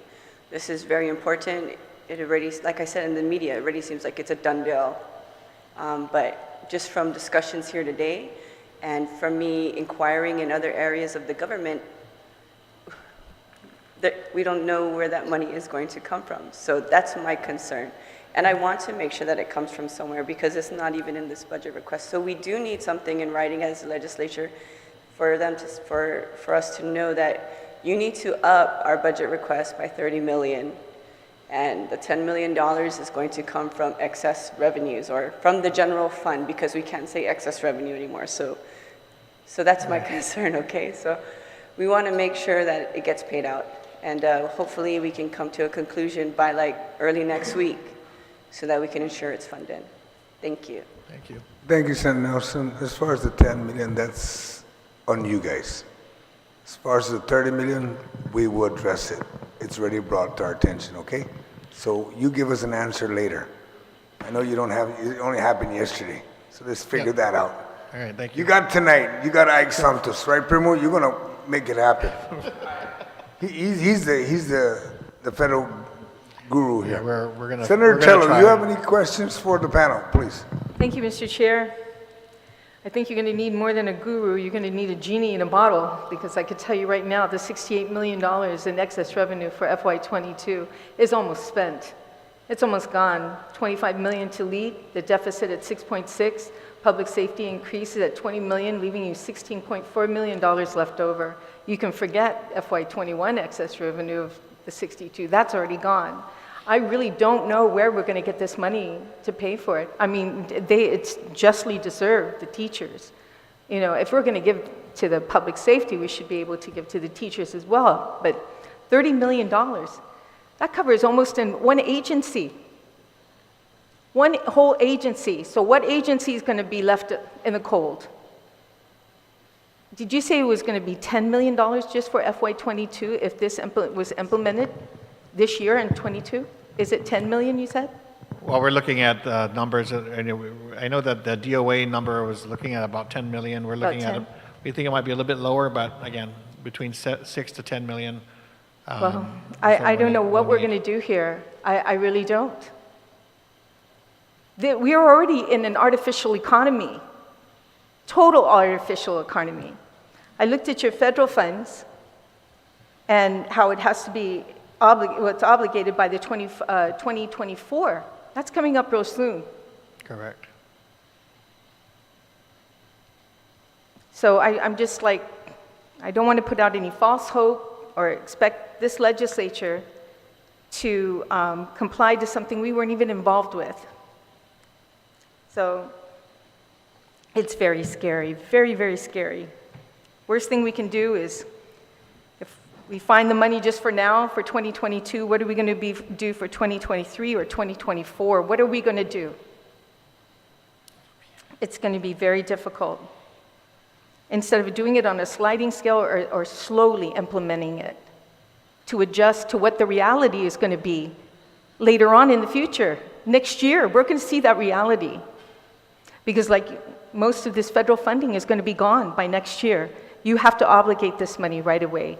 We're already looking at, you know, I've been monitoring the spending of Department of Education on a app that I have here that goes directly to, it's called the ESF Guam Overview. I'm sure you're very aware of that, right? And how it talks about your spending on this funding, which worried me because looking at your numbers here is a little bit different than what was shown here on the active grade of what you're spending 12.6% is spent so far with the total amount of funding that's coming in, only 12.6%. But I think this might be a little bit off compared to yours that was done on May 11th. Correct. So they probably haven't upgraded their Right, and also the difference between Graphs. spent and obligated, right? Right. So- So it hasn't been spent, because they're saying only 18% has been spent for the CRRSA, which is actually the ESF, Two, right? correct? ESF is actually what I look at it as CRRSA, right? Is that the same one, Frank? Yeah, the Or- CRSSA refers to ESF 2, Right, right? right. The second tranche. Okay. But if I can just add, just on the data that you're looking at, I'm not familiar with the source, but generally speaking, when we upload on that, they're counting the expenditure, and when we're looking at the availability of budget, what's encumbered and what's in requisition is no longer, it's taken away, it's subtracted from our availability of budget. So we count that as something that's already in the process, so that'll decrease the availability of our federal budgets. A little bit different, okay. Yes. Well, I'm glad I got the updated version, because I was kind of concerned. The spending of this money is a bit slow, and I'm worried that we might have to return some of that by September of 2022 this year. That's my biggest fear. I don't want to see any funding, being returned back to the federal government. Mr. Superintendent, what a time to leave us now. This might be your last budget hearing, unless, like the oversight said, come back to the table here and talk about your budget again. I don't want to forget to thank you so much for all the hard work that you've done at Department of Education. It's been a real pleasure working with you and speaking with you, and you've been so gracious as allowing your other superintendents to assist us when we call. Frank has been such a great help when it comes to numbers, and you're definitely going to be missed, very much missed. But I want to thank you again. So Thank you, back Senator. to giving you a hard time right now, Thanks. and that is the textbooks. Because GOD was budgeted $1.5 million for the textbooks. However, Public Law 36-54 also appropriated $1.5 million for the textbooks that must be used by December 31st, 2022. Stop me if I'm wrong, but as of today, DOE has not sent a textbook report to the legislature obligating the substantial use of the funds, leaving perhaps $3 million in appropriations for textbooks for FY23. So why has GDOE not encumbered the 1.5, unless you have already, made available in Public Law 36-54? And let me just finish this. Is there any situation regarding allotments or availability of funds, or is GDOE have difficulty procuring the needed textbooks? I think the issue that we have currently, it's not an issue, it's actually a benefit, is that we are able to use federal funds to really support the instructional materials that are going to our schools, and in much greater volumes than we've been able to, to do on an annual basis. So when we requested in FY23, we included it as part of core operations because we know this will be an ongoing need when federal funds are gone. But for now, we are taking full advantage of the federal funds available to support those classroom supplies and needs. So the textbook funds at the end of the day may assist us in probably addressing any shortfall that we might have, because we can leverage the federal funds to make up for it and more. So what's happening is you're just building up that coffer, that particular coffer, but then you're utilizing it when you come into shortfalls? So we would hope that after the federal funds, are gone, that we would be able to utilize available funds to now purchase textbooks after, the federal funds are gone. Okay. What about the third-party fiduciary exit plan? What's the status on that, and how much are we paying? I know it's a question that's asked every year. We pay about 2.25 is the million is the contract, the signed contract value. However, of course, we want to remove third-party fiduciary oversight as soon as possible. So again, during the pandemic, we were unable to get visits from US DOE. I mean, we had a virtual visit in the summer of 2020, but since then they haven't been to Guam, and then we've had a whole administration change at the same time. So it has been a little frustrating over the past couple of years not being able to update these special conditions and demonstrate more progress. So we did have very promising conversations over the last several months that resulted in the scheduling of a visit this month in May, where we expect to see risk management, the program office that oversees a consolidated grant, the Office of Special Education that oversees our special education funding, and representatives from the Inspector General, as well as representatives of the Secretary himself. I believe one of his senior advisors will be joining us. They're looking at this because Puerto Rico is the latest and biggest issue that they're dealing with right now with regard to a third party and special conditions. And I think they've listened to our argument that it's not just about getting into third party, it's how do you get out? And we've been the ones trying to map our way out of it. So what we anticipate is we were able to secure an in-person visit this month. They're going to come in and document what we've done and document the progress that have been made. And then we hope that will result in the reduction or removal of the third-party fiduciary's role with the Department of Education. So that's our hope.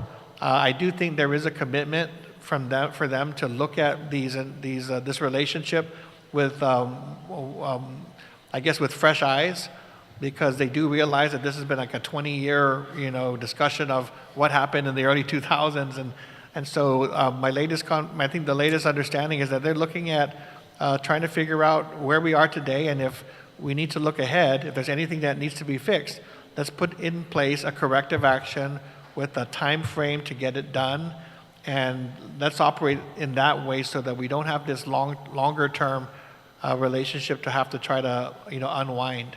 So May 23rd they will be here, and we look forward to them spending the week documenting and reporting back, hopefully some positive changes. This would be such a great exit for you, as you leave, that one issue to be your legacy, to finally get out of that third-party fiduciary issue that we've had for so many years. That'll save this government $2.5 million, a year on that. So I wish you, great luck in doing so. So.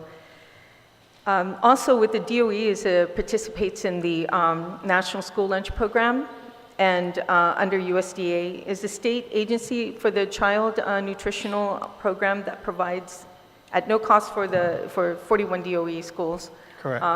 Through the community eligibility provision, the CEP, right? Is this program applied for FY22, and will the continued authorization for the program occur for FY23?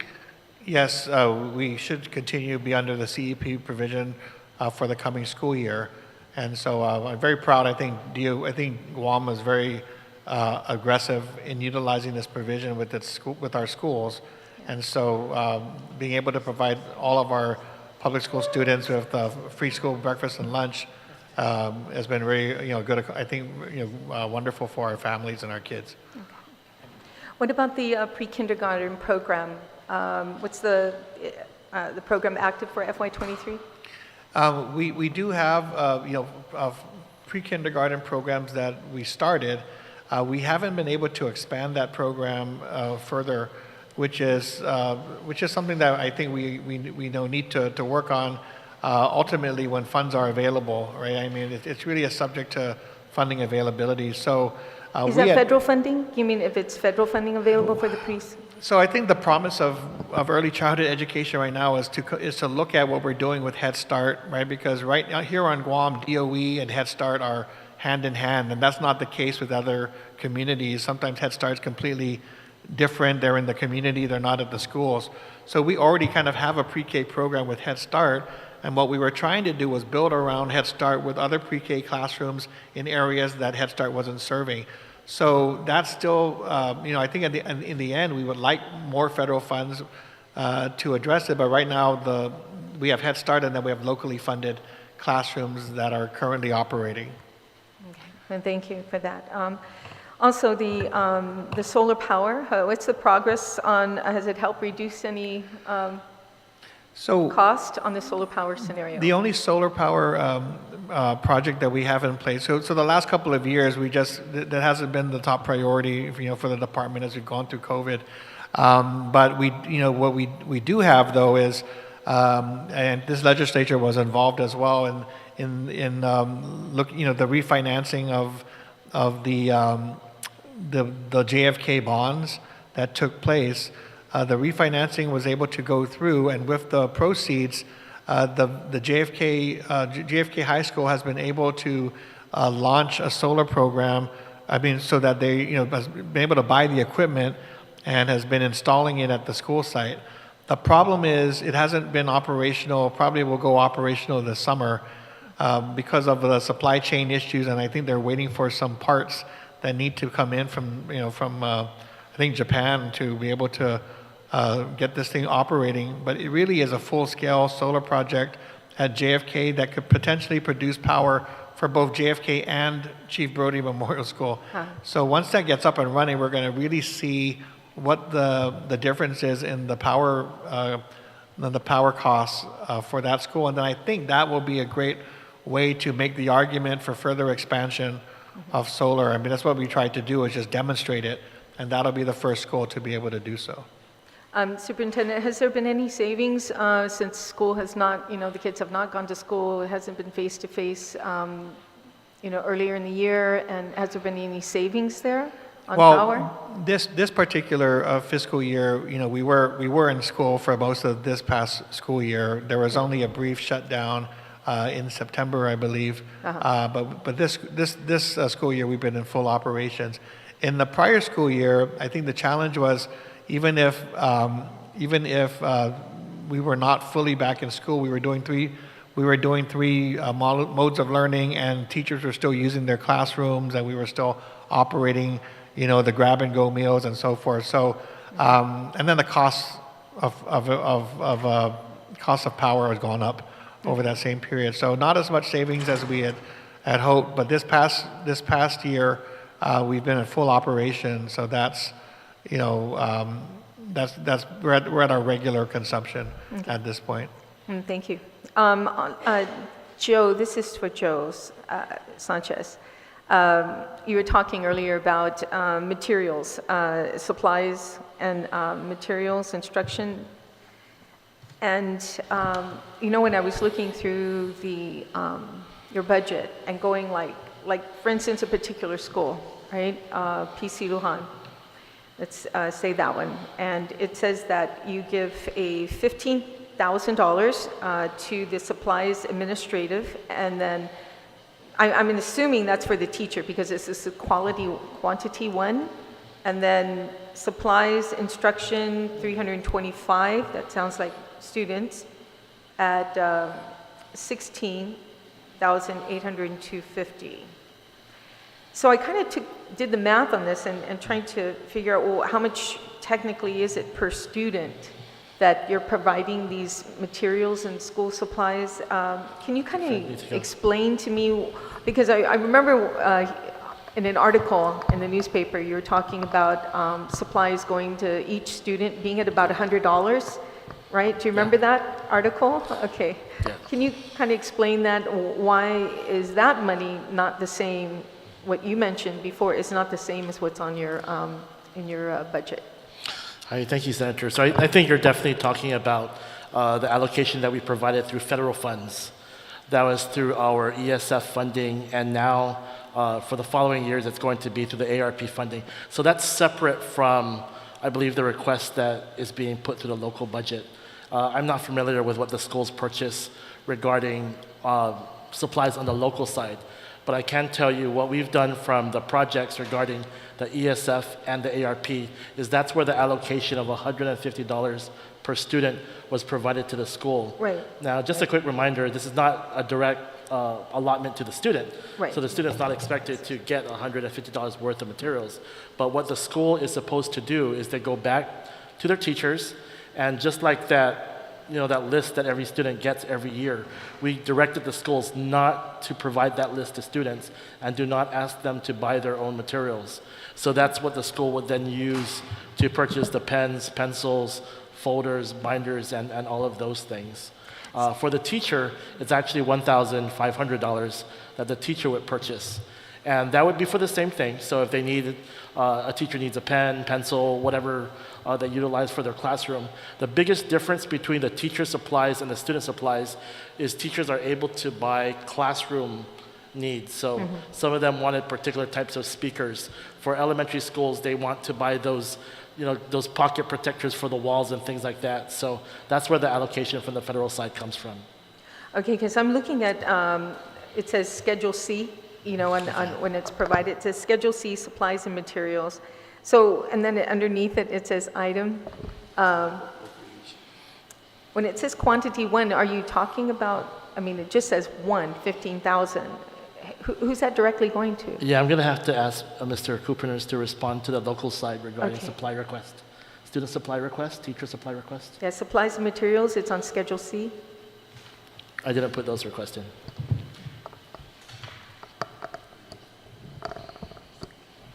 And then when you look at the main, I want to call it their main page for PC. I'm doing an example like PC Lujan, their main page. And when I look at their main page where it says supplies and materials, it's all added up for FY23 at $31,803. And then when you go to the schedules, Schedule B and C, then it talks about where the 31,802 is for supplies and materials, but I just need to know what that one, because it's obvious that 325 is the student population for the school, but what is the quantity 1? Is that for the whole entire school? So I'll go through the details, but generally speaking, as we put together the budget, there is a cost per student on Schedule C that's really defined by the student population, and then we assign a general budget to that different school. So based on the enrollment figures, we'll assign a blanket item. Based on the student population, this is what the formula-driven cost per student is per your school. So let me go back into that, and if I get that information, I'll go ahead and provide that information to you once I get the answer for you firmed up, okay? I appreciate that because it's kind of confusing to me because Correct. you got just quantity for 1. Who is that? Just one teacher, or is that for the principal? And then you have the student, which is okay. I appreciate that, Frank. Yeah, Yes. if you get a chance to look at that. But other than that, I think I have a lot of the questions were asked by the oversight. There we got the kindergarten Head Start. And again, appreciate everyone's hard work. Mark, it's good to see you as always. And again, Mr. Superintendent, thank you so much again for all your hard work to our children, and Thank you, Senator. sorry always to give you a hard time, but That's no problem. somebody has to. Okay, No take problem. care. Thank you. Thank you, Mr. Chair.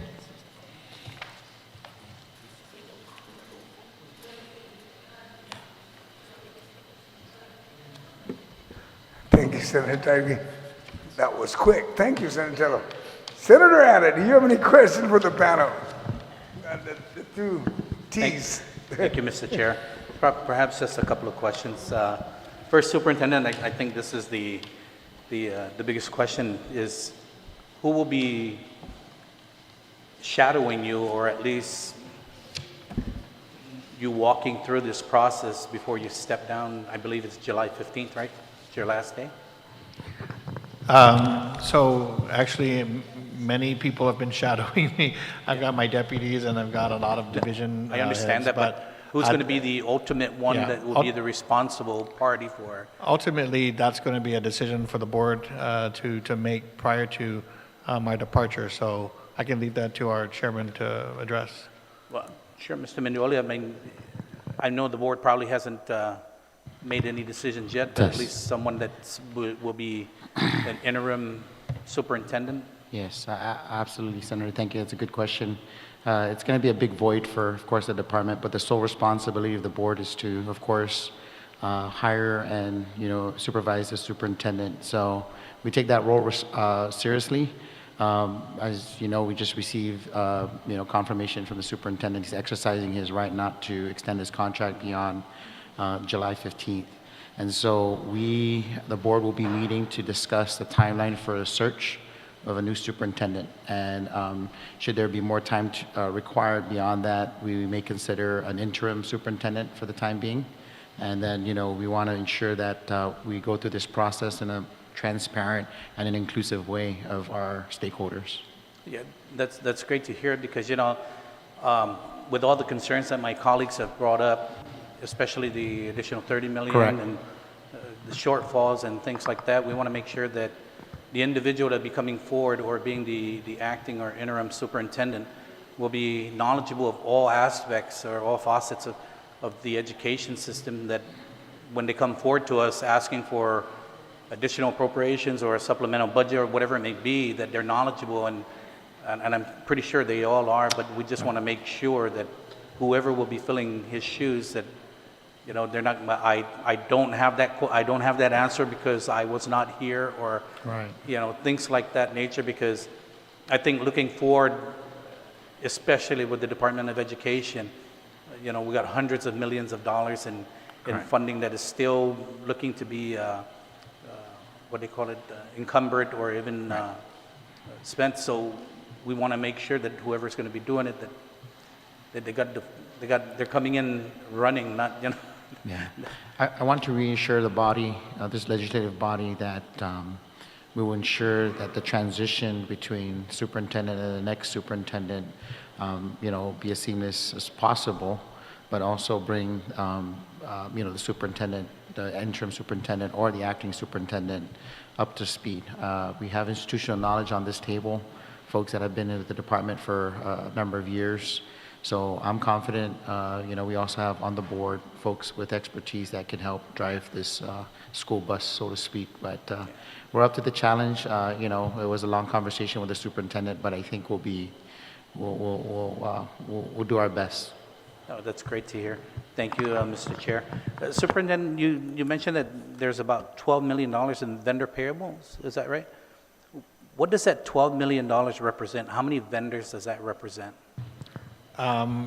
Numerous vendors. We can pull it up, but usually the bulk of it are some of the bigger contractors that we have. So the bulk of it will probably be at any one time, because we always update this every month for the board. You'll see Sodexo as being one of the contractors with large amounts. Typically, our utilities, even if they're a month or two, even if they're a month behind, it still represents a large amount. Contractors like JRN, who is our air conditioning contractor. So usually the big players, the bigger contracts, kind of dominate the amounts that are still owed. So you'll find maybe 5 or 6 vendors with the most amounts, and many others will be much smaller amounts that we need to catch up with. Okay, that's good to hear, because the small businesses that will be impacted by outstanding invoices with the department, and it impacts their ability to pay their employees and their taxes, that will eventually impact the general fund, which turns around and funds the department again, right? So it's that Well, on that note, Senator, you're absolutely right. I mean, if we were able to find a solution to catch up, it would help, because like I said, even if we have 5 or 6 who are the big vendors, big contracts, even if these are smaller amounts, sometimes it is a small business that's saying, even that amount I need to pay my employees. So it's not something we overlook. It's a constant working with the staff and the vendors to try to make sure our vendors are able to make payroll and keep operating. But it takes some juggling to make that happen. So I just don't want to dismiss, like you said, the smaller vendors. Even if their amount is smaller, it might be more important to them. And in that case, we're always trying to work with them to try to make them whole so they can continue to operate. Okay. And the other question I had was the third-party fiduciary, right? We had that, 10 years now? Yes. And I think the first couple of years was covered by the federal government? Correct. And the remaining now is covered by local funds? Correct. So when it moved from federal funds to local funds, did we get a selection of who will be our third party, or did they select that for us? It's our process for selecting, but US DOE has to approve. I see. And then also, that $2.3 million, how many people does that represent locally here that they have here on Guam that's... Right now, I think they have 4 on island. 500,000 each person? Break it down, right? I mean, I think they also fund their system as well, but yeah, but the footprint's smaller than it has been in the past, for sure. yeah, okay. May I add, Senator, what we're trying to do is to get off of that high risk Yeah. and to use the internal mechanisms within the U.S. Department of Education for technical support. I think we've come to that point, and that's the issue we're going to push when US Ed comes to visit with us towards the end of the month. And Okay. so that is the one thing the superintendent and I had an opportunity to meet with Secretary Cardona, and I think that we made it very clear to him that we believe that we've come to the point where the Department of Education can do its own due diligence and ensure that we're spending the federal dollars appropriately. And so that is our push, and I know that the people of Guam are behind us, there's legislative bodies behind us, and I appreciate that you're well versed in that whole entire situation, because when they come to visit here, I'm pretty sure we have to basically tell the story that we are ready to assume control over, and no longer have an oversight. Yeah, Thank you. especially if 10 years, over 10 years. Oh, absolutely. Yeah, definitely. Yeah. And have you approached the governor about ARP funds for now looking at this $30 million, or even the $10 million for the educator pay? And Not that specifically. It is an ongoing discussion. She asked me to work with the lieutenant governor on making sure that this happened. So we're looking at we welcome all ideas. I mean, as you said, Senator, and I know that this legislature has raised the issue. Of course, we want to see it paid out, find a way to do it, because I don't think anybody disagrees that our teachers have worked hard and are falling behind the national average, and we want to see it done. But you're right that we have to make sure that we have the funds to support it, and we don't want any promises broken, especially to our frontline classroom teachers. So, for when I was informed, I mean, of course, my job is to do what I can to make it work, because we want to advocate for our educators. But it's going to take all of us to figure out what that right solution is to get through the summer, and then, to sustain it, in the coming year. It is a very big amount. Not to say it's not earned or deserved, but it's going to have a big impact on the overall budget and other agencies and so forth. So we're looking for that guidance and assistance to help us make it happen. yeah, definitely. And I'm glad you see that. And then also and you also brought it up this summer, right? So it goes right into summer school. Would you have any issues paying teachers over the summer for summer school? Because I know there was a lag in payment, right? Last summer, or the... Let me have Joe go ahead and address what's happening this summer with the teachers. I'm sorry, can you repeat the For full summer question? school, the payment for teachers, are you going to have any issues with that coming up? Well, we hope not. The issues that we had last year, and you have to kind of understand the type of payment that we do is what is called a performance contract, where they have to submit deliverables for payment. So it's not like a payroll type matter where it's automatically paid if you work for a certain period. They have to turn in certain types of documents. So what we've done based off of last year's experience is we've tried to streamline the submission process so that teachers can submit it throughout the course of the summer period instead of kind of waiting for it towards the end. Because what happened is a lot of folks waited towards the end and started to turn their deliverables in, while in their minds the expectation of pay is like, well, summer school's done. How come I'm not getting paid? Well, you have to kind of turn your contractual things in first. So what we're going to do this time around is make sure that those are submitted periodically throughout the course of the summer so that it's not kind of weighted towards the end. Because what we do now with our review, it's pretty quick. Once they submit it, It's reviewed by my office, it's sent down to Federal Programs Office, they review it, and then it's sent down to the business office for payment. So we believe that particular part is much faster and will result in quicker payment. So it's just a matter of making sure that the submissions are done in a timely manner. So I guess the short answer is we've worked out a process that should make sure that payout is faster. Okay, that's great to hear, because I know last time there was a lag in payment, right? Whether it was process or whatever. Well, it I may keeps be. reminding me that it's not a lag in payment, it's a lag in submission, but we understand what that means. It's when summer school ended, and then over the course of several weeks, they didn't get their payment yet. So we understand that part. Yeah, so now the process will be you submit and then, Submit sooner than and you the get end, so paid that sooner. the payment can come sooner. okay, so now would they be able to know, so at the beginning or even before summer school starts, that'll be all in, in black and white, this is what you need to do to get paid quicker, Yes. submit this, and this, and by Yes, this deadline, so- so that, Yeah, so last year was actually the first time we did it electronically. So we had to make sure that teachers were trained to look at the system and see what they need to submit. This time around, since most of the teachers who have already signed up, and we're so grateful for them to do that, have already taught summer school before, and a lot of them also teach after school. So they're familiar with the system, that they could go into it and see whatever items are missing. So in essence, they could already tell whether or not they're behind, or they could already tell whether or not a certain portion has not been submitted that they would have to submit for payment. So teachers are able to monitor what actually needs to be submitted to make sure that at the end of the program, they're all complete. okay, that's good. That's perhaps the only questions I have, Madam Chair, so I thank you for that. Thank you, Superintendent, and Mr. Chairman, thank you for that as well. And I understand that you also will be ending your term at the end of this year, right? Yes, that is correct, sir. In January will be my last. Well, it's been a pleasure working with you too as well, and we wish you good luck in your future endeavors, and we'll see you out there. Thank you. Thank you. Suzus Masi, Senator Ada, Senator Dueñas. Suzus Masi, Madam Chair.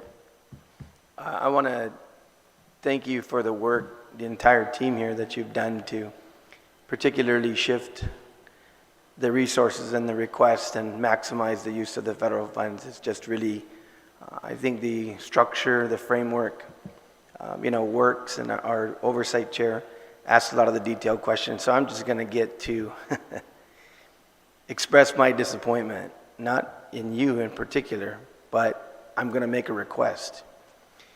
This is the most backwards approach, I got to say, that I've ever seen on implementing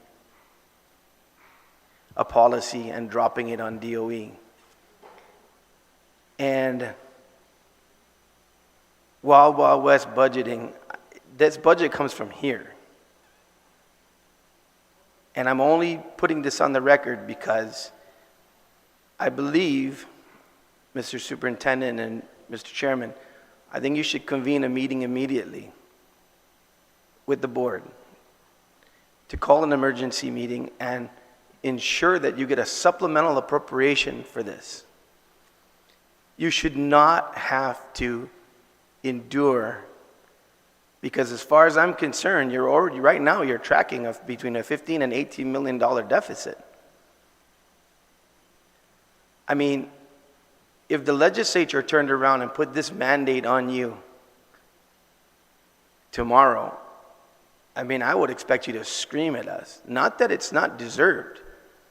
I believe it is critical for retention and recruitment of educators, and particularly, what we got to do to make sure that we shore up.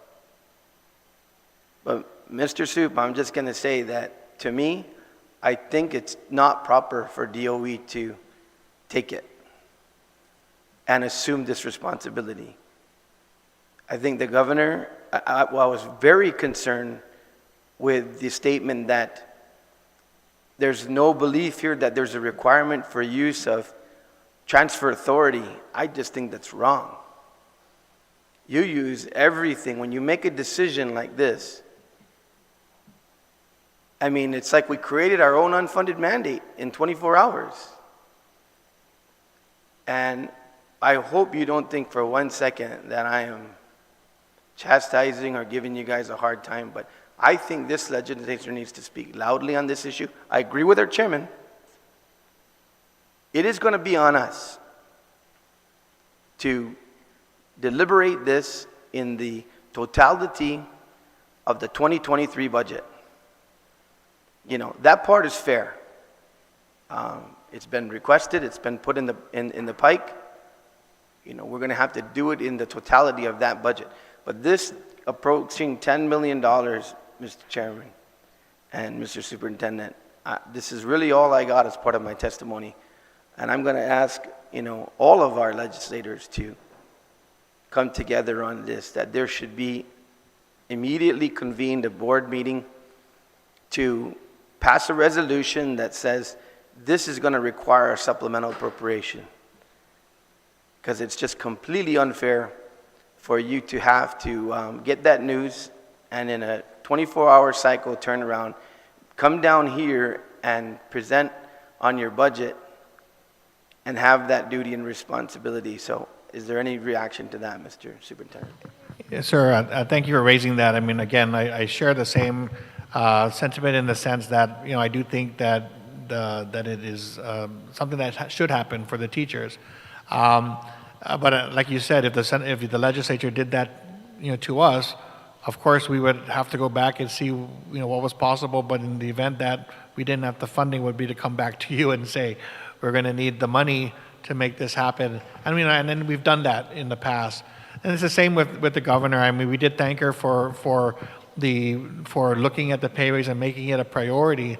However, I did indicate to them that I said I will look and see if we can do if there's federal funds available, but if not, I'm going to have to come back to you for the resources, because we are short. I mean, we don't have a surplus over here that we're sitting on. We're short. We even have to front, you know, the cash. So I do want to make it very clear to them that, you know, we do need we want it to happen, but we're going to need the resources to make it happen. So I'm open to looking at federal funds if it's there and it's available. But if not, you know, I don't want the teachers to fall short. So I am prepared to go back to them to say that this is the issue, this is the problem, and if we need, you know, resources on their end, we're going to need that to make sure the promise is kept. And I appreciate that response. And like I said, I mean, I don't know what my colleagues are going to react to my request, but I'm going to say that's on the record, and I hope, Mr. Chairman, you would take my consideration to at least discuss it under an emergency session. And, you know, I would hope that you would pass a resolution, because that's proper budgeting.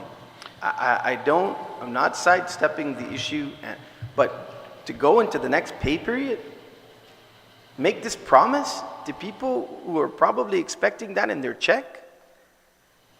And you know, I know you guys have juggled. You've been good. Your budget request right now is only $204 million. There already is a disparity before even dropping this bombshell to us that going forward, I mean, your 268 is looking like what you're really going to need now. And in the totality of the budget, you know, that's going to be our challenge. Our chairman is right. But in order for us to even know the impact and do it right as a budgetary matter, it should be a full-on supplemental appropriation to the agency, so that we even have a better picture of what we're looking at going into August as we deliberate the budget. So with that, once again, I want to congratulate every single one of you for all the work that you've done to really maximize federal resources. And like I said, the framework of your budget looks sound, but I, for one, as a senator right now, am very, very disappointed at throwing this upon you and saying, meet with some of our officials to try to sort this out. I just don't think that that's the way to do this, and I think we're writing checks that we can't cash right now. And if we're going to do that, then we should do the equal amount of work of giving you every resource you need to do it and the support to do it. Suzus Masi, Madam Chair. Suzus Masi, Senator Dueñas. Senator Brown. Thank you very much, Madam Chair. And You know, I know there's a lot of details here with regards to the DOE budget because it's certainly the largest budget in the government of Guam, but I do have to concur with the comments of my colleagues with regards to the most recent announcement by the governor of implementing this pay raise. I think we all will agree that our teachers and support staff that educate our children need a pay raise. I don't think there's any argument you're going to get from probably any of us here with regards to that. What is concerning, as my colleagues has mentioned, and as I look at it, is our ability not just to implement it and pay it for this fiscal year, is the ability next year and the year after to sustain it. And what I hate the most is, you know, you say, well, we're going to give you this, and then down the road we take it away, or we put other restrictions, or because of limited funding, you know, it becomes a cash crunch for your department, especially because of the important mission that you provide. So there's no argument there with regards to those that are deserving. I mean, probably a lot of people in our government may say, hey, we deserve that raise. And I know there's a lot of people in the private sector, many who have struggled through this pandemic, who are going to say, hey, we definitely need a pay raise, even though there's many out there that would like to just start with having a basic paycheck. But I am going to say this, and you know, it's not like we're holding the money in the bank in our back vault here and we're just trying to keep it away from you. I don't know if there's an additional $30 million. And just to give you at least what I've gathered in the last, we're just starting the budget process. So over the last week and a half, we've had 3 entities and agencies come before us. And the 3 combined are requesting another $20 million on top of their existing budget. Department of Corrections came to us, and again, the governor, not too long ago, you know, announced that law enforcement was being given this raise, and is going to be implemented, and for Department of Corrections in particular, it's $1.8 million, which they implemented in January, out of their existing budget. Again, we didn't, you know, appropriate more money in their budget, or was this foreseen in 2022 when well, I didn't vote for the budget, for my colleagues that did vote for the budget. It wasn't anticipated. Right. And so as we look at their budget, I'm starting to see the cracks because they, you know, they owed their vendor that provides the food for the inmates $400,000. So they're already coming up short. And I just hate to make false promises to people without ensuring that we have the ability to sustain. We cannot simply look at the budget in terms of here and now, or here and now the next 15 weeks before a primary election. We need to ensure and have some sense of responsibility that we can extend it long term. But I will say this, if there's going to be any cuts that are going to come as a result of the lack of revenue, because I don't believe that the federal money, as we know, that we've received to get us through this really tragic time of this pandemic. You know, at one end, our people have suffered. We've lost many people in our community as a result of this pandemic. On the other end, it's been an incredible financial windfall for the government of Guam. So much so to the extent that we don't even know how most of this federal money is being spent. We don't have any detailed reports of how federal money is being spent. All we get is the department. We're shown how much money has been encumbered and how much money is remaining, and that's about the extent of transparency that's being provided to us and to the public. But I will say this, if cuts are going to come, I think those cuts should start at ADALU. We certainly shouldn't come back if we've already promised the teachers and administrators and promised our law enforcement these pay raises.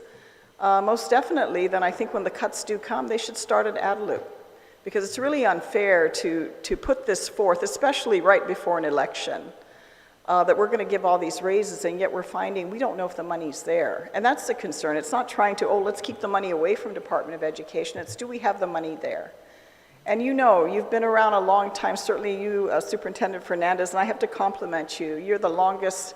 You know, there was a time when DOE was a rotating, you know, when you do that rotating, or you play the music and let's see who's left in the chair. We remember those days because sometimes from year to year, it's like, who's the superintendent? You know, it's just, you know, it's a tough job. You probably got one of the toughest jobs in the government of Guam. And I can understand perhaps why at this time you may say, you know, I've done my investment for 10 years and I need time to step aside. Just in terms of peace of mind, health, and welfare of you and your family, I could totally understand that. But it's just unfair to put you and your board and all the men and women at DOE that help educate our children in this situation. to somehow figure out how we're going to find the money when the money's not there. And you look at our current economy, if we're going to just simply survive on what we can generate today, yes, granted, there's increased military spending, we're not going to make the existing budget of the government of Guam. In a time when we have so much uncertainty, I look at it as uncertainty. Even though when we try to figure out, we forecast our budget and we look at our previous revenue streams and then we come to conclude, oh, this is how much money, our budget office says we're going to have, and the governor's people say, oh yeah, this is what we believe our forecast is going to be. And then we look in the crystal ball and look through the clouds and think, oh yeah, that looks like our revenue forecast. But it's not guaranteed until the money is actually there. So I just want to bring that up. I don't have detailed questions at this time because I think it's going to belabor the issue. I think you brought forth what your needs are, and you've been, at least we, have a sense of responsibility in how you're executing your mission. But I just want to state that for the public record, because I really think you guys have been put in a very difficult situation with these announcements that have been made. And if the governor's conferring with the member or members of the legislature, I don't know who they are, because she's not conferred with the legislature in any way that we're sitting here going, yeah, we have the money for that. And I just think it's unfair. It's unfair to everybody involved. So like I said, when the time does come and everything that goes up will come down, that's just the law of gravity, right? I'd like to see those cuts started at Adelut first. So with that, Madam Chair, I have no further comment or questions, but wish you well. Godspeed to you, Superintendent Fernandez. You've definitely demonstrated your work, your longevity. You've stood steadfast through some very challenging times, and you're to be recognized and commended for that. I really appreciate the work that you've done. Thank you so much. Thank you, Senator Brown. Senator Perez. Thank you, Madam Chair, and good afternoon to the panel. I'm looking over the budget, and I'm looking and comparing last year's budget, and I see there's almost a doubling in the amount requested for on-call substitutes. I'm just wondering if that's an indication of attrition, teacher attrition, or a lack of recruitment, ability to recruit more teachers. Can you explain the reason for that? So typically we budget at 10% of the classroom teachers, and so in the past we've had to live with lower numbers of substitutes just to make the budget work, and unfortunately that's placed more burden on the schools and the classroom teachers to ensure coverage. That particular line item doesn't necessarily translate into the lack of full-time teachers, even though that's an issue. There are separate issues, but they're both valid and they're both true. We are seeing difficulties in ensuring that we can retain and recruit teachers, especially over the last couple of years, where the status of what our schools are going to be looking like, distance learning or in person, really created a lot of uncertainty for those who had the option not to return. So we're hoping that things stabilize after this. So have you seen a loss of teachers in the past couple of years? Has there been a decline? And I think one of the things is, I don't have the numbers right in front of me, but we can produce those. I think the number of teachers retiring has gone up. The number of teachers who return to double dip has gone down. So we used to say, okay, if you retire, well, we'll see you, in the next school year. That's been a challenge now, because I think especially in the early COVID, part of the pandemic, those who were able to retire might step away, but they didn't return. And that was what we had typically been counting on to fill about 150 of our teaching positions every year. Yes, and then others have, we've seen teachers depart for other careers, relocate. I mean, it's just been a lot of I think reevaluation on behalf of those who have options to relocate or to leave the teaching profession. So we can grab some of those numbers. I've seen earlier numbers that definitely show there's greater needs and a more difficulty filling those needs. But hopefully we're at the end of that and trying to recover and recruit more teachers, whether it's with the pay increase or just people feeling more comfortable being back in a school setting. Okay. Thank you. Yeah, I think, one of the things that I'm hearing, the problems that teachers are facing is the effect of social promotion. And, and just looking at the documents, all the budget submittals that were provided by the elementary schools and the high schools. So in your submittals, I believe the target is to reach 80% proficiency. Is that correct? For reading, math, and English? Okay. Sorry, yes, ma'am. Yeah, and so I was just going through this, and there seems to be I guess I'm concerned because the levels are way below, and even what's projected for next year, they don't even project 80%. So what is being done, I guess, to address this? I mean, even at the elementary level, right? Because if you look at some of the schools, there is a decrease within the school itself, and so that kind of segues into middle school and high school. And so teachers are really frustrated that the effects of social promotion and these skills, they're dealing with a wide range of skills in a classroom, and it doesn't really, it's very frustrating. So what I believe I know in one of the informational hearings, there was mentioned that there was $60 million to address learning loss. How can that be utilized to address, to try to meet the targets that GDOE has set for themselves? Okay. Yeah, before I'll turn it over to Deputy Joe, but I just want to echo that social promotion has been an item of discussion prior to the pandemic, but certainly through the pandemic, as students have adjusted to or have been disrupted in their opportunity or their time, in class, whether they're remote learning or face-to-face or in hard copy, we certainly know that those challenges might be more difficult as we come out of the pandemic. So as part of our federal funding, 20% of our federal funds have to be, a minimum have to be set aside for learning, we call it learning recovery. But I think Deputy ran through some strategies last time we had a hearing. I'll go ahead and turn it over to him. All right, thank you, Senator. So I did share previously during the informational our 12-point plan or our 10-point plan for accelerated learning, and I'm going to spare you the details today because I don't think we want to go through each one. But we've worked on this plan with teachers for the last year, and right now to date we've met and discussed this matter with over 500 teachers. We've been meeting with them for the last 2 months where they come downtown. We have representatives from every grade level, every subject area that has gone through through these steps. So I'm glad that they're sharing with you the challenges, and we're very aware of that. I will say that we have to be very careful when we use the term social promotion and automatically assume that it means retention. This is a really complicated matter. It's not something that can just be solved overnight. And the problem is the knee-jerk reaction is when people say we have to do something about social promotion, the automatic response is, oh, hold them back. Well, we can't hold back 1,000 students per grade level. That's 50% of the entire grade level. So operationally, it's not something feasible. But even if it were feasible, the evidence with regards to retention is just not definitive. It does not support that particular strategy. In fact, there's even been literature that has come out post-COVID that warns districts about immediately utilizing retention as their #1 strategy, even if they're familiar with the fact that students are behind, because they know that the long-term detrimental effects of retention really outweigh the potential benefits.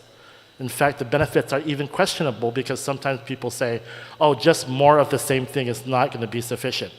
And that's what we really need to be concerned with.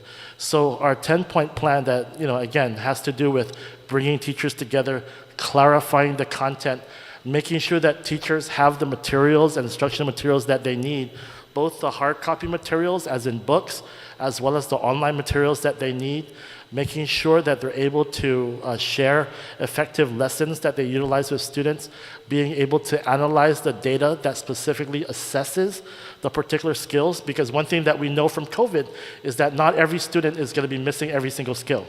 we have to be very clear on what particular skills are missed and how do we actually address those particular skills. So these strategies that we're implementing with the teachers are very specific to what the needs are with students. We monitor their particular progress, and we make sure that that progress is consistent, especially when they are coming to school consistently. So we are aware of the concept of social promotion. In fact, it's one of the things that we're going to be working with the board, but it's something that is not as easy as saying, well, let's do away with social promotion and let's hold these students back. Because again, what are we going to do? Hold back 1,000 students? Doesn't make sense. And if you're talking about 1,000 students per grade level, that's half the population. So it's just something that's not, number one, it's not operationally possible. And again, the research does not show that that's an effective strategy. So yeah, there's a lot that we're doing right now. That money that was mentioned goes to instructional materials. As you know, teachers have not had a full set of instructional materials for a very long time. So this is really one of the first times that we're able to get a book in the hand of every single student. We're starting with English language arts and math. We're moving towards science and social studies, and we're going to be including the electives. We're also providing an allocation to teachers beyond just the 1,500 that we mentioned earlier. That's something that the teacher and their teacher teams are able to utilize however they like. That's related to instruction, but we're also pulling the teachers together to determine what type of equipment, what type of supplies do they need for all of their classrooms. So for example, what do all kindergarten classrooms need? What do all first grade classroom needs? In secondary schools, what do all math teachers need, and so on, so that we're able to modernize the classroom utilizing this funding. Since you're a science teacher, I'll give you an example. A physics and physical science class. There's a lot of equipment that could be utilized to study momentum. We want to get wave pools. So that's one of the larger pieces of equipment that we're ordering, where you're able to determine tidal changes and whatnot. With the biology classes, we're looking at a lot of the instruments that they need to actually conduct dissections and whatnot. So it's really trying to modernize the classrooms and making sure that the teachers have up-to-date equipment, up-to-date supplies to help support their instruction. Yeah, I understand. Yeah, that was probably in a previous public hearing you were talking about using a lot of the funds for technology. But I think also, what's important too is to understand what is the roots, or what have you identified. It's important to identify what's causing, the deficiency. We're seeing it in the early grade levels, and I think it should be addressed at the earlier levels as soon as possible once it's identified. Absolutely, so, we agree. Yeah, in addition to the supplies, I think what needs to be done is to identify what's the reason for the deficiency. Senator, that was the first item in my response, is the identification of the specific skills and the specific areas that are in need of support. That's primary to the entire discussion. Okay, yeah, but yet it seems like all schools are not, they don't have an equal, I'm glad that this is happening, that you're addressing the issue, but it just seems that the schools there's a varying levels of expectations for their students. So some don't even test, some have, they have different levels of math, English and reading skills, and their expectations are all over, across the board. So, I'd like for an opportunity to get more clarification from you on that. Oh yeah, it's in the workload output. It's in the budget itself, so I can share that with you afterwards. Yeah, please. The other thing too is the, I guess the teacher supplies at $1,500. Mm-hmm. Can that be used to purchase? Because there's been a delay in air conditioners, and I feel like a lot of that's one of the things. It's part of the the mandate, right, for providing a safe learning environment. And lately it's been really hot for those teachers that have and students that have to are subjected to such high temperatures. Can they use this money to purchase an air conditioner because if there's a stall in procurement? Is that possible? So not for air conditioners, but there's a separate set of funding to fund air conditioners. So the facilities and maintenance, I normally don't handle facilities, but in this particular case, because it's coming out of the federal funding, we are aware of the allocation that's provided. So our facilities and maintenance folks are currently working through the procurement process to not just only purchase the new sets of air conditioners, but to start the new contract for air conditioning services. And I believe that's moving forward as we speak. So yeah, I know some teachers would be interested in buying their own air cons, but there's really no need to do that. There's funding already in the works for that. Okay, and then the other thing, if you can clarify, so in one of your pages on the COVID-19 Federal Support Summary, on that page, under American Rescue Plan funds, there is $145 million available budget as of May 11th. So is it 102 million, is that going to be used for capital improvement projects? Is that correct? Correct, that's what's set aside for CIPs. Okay, and then what's the remainder used for? Under ARP, so a portion of that would be to continue to provide supplies and equipment to the schools. And of course, as part of that, to address the learning, our learning recovery strategies, which again are mostly classroom-based. So I don't know if you guys have more detail, but we have. I mean, it's all in our ARP, our grant that we had to outline for US DOE, but I don't have that right in front of me. Yeah, so generally it's additional safety supplies, other equipment. We mentioned the CIP, we're doing additional hard copy instructional materials. So our first round of English language arts and math was purchased through ESF funding. Now we're purchasing the funding for science and social studies as well as the other electives. The additional supplemental materials that I spoke about, the examples of the wave pool and whatnot, all of those items are included in the budget as well as the teacher supplies and the expansion of after-school and summer programs. Additional technology beyond just the laptops and printers and whatnot. I also have to point out that some of that funding too, as you notice in several of the pages, are being used to offset the shortfalls that we have and a part of our leveraging of our federal funding, so utilities and so on. So a lot of that is going to also be used to augment our local budget for operations. Would any of that be used for utilities for the upcoming Yes. school year? Okay. So then in your budget submittal, The current school year? Go ahead. only for the current, not the upcoming? Not for the upcoming, okay. Yeah. And the other thing is overtime. Who gets overtime in the Department of Education?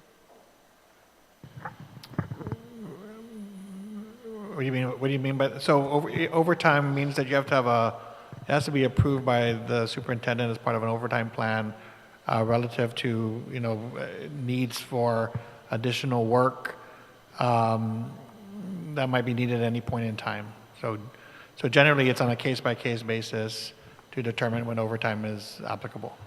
Okay, because, I mean, if they're classified, are they supposed to get overtime pay? So typically, overtime is a benefit that is for non-exempt employees who are entitled to overtime if they work over a certain number of hours per week. Yeah, because I noticed there actually is a reduction, so can you explain why there was a reduction in overtime?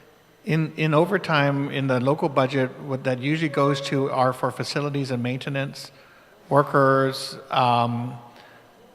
predominantly for facilities and maintenance when there's a need.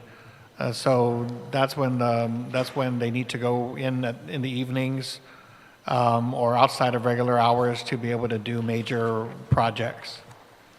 Okay, and then also in the budget submittal, you have listed as the, the bond financing. Is that correct? GDOA Series 2020A? But that comes out of another part of the budget. Yeah, we don't handle the bond financing. I mean, definitely we're the beneficiaries of it, but no, we don't address the bonds ourselves. That comes off the top of, that comes off the top of our budget. Okay, so it should be included in this budget. Is that within our budget or separate? The bond? Yeah. We're just a pass-through entity for those. Those are from the lease. Those are for the lease schools. Okay. Okay, thank you for responding to my questions, and thank you, Mr. Chair. Thank you, Senator Paris. Senator Manda, okay.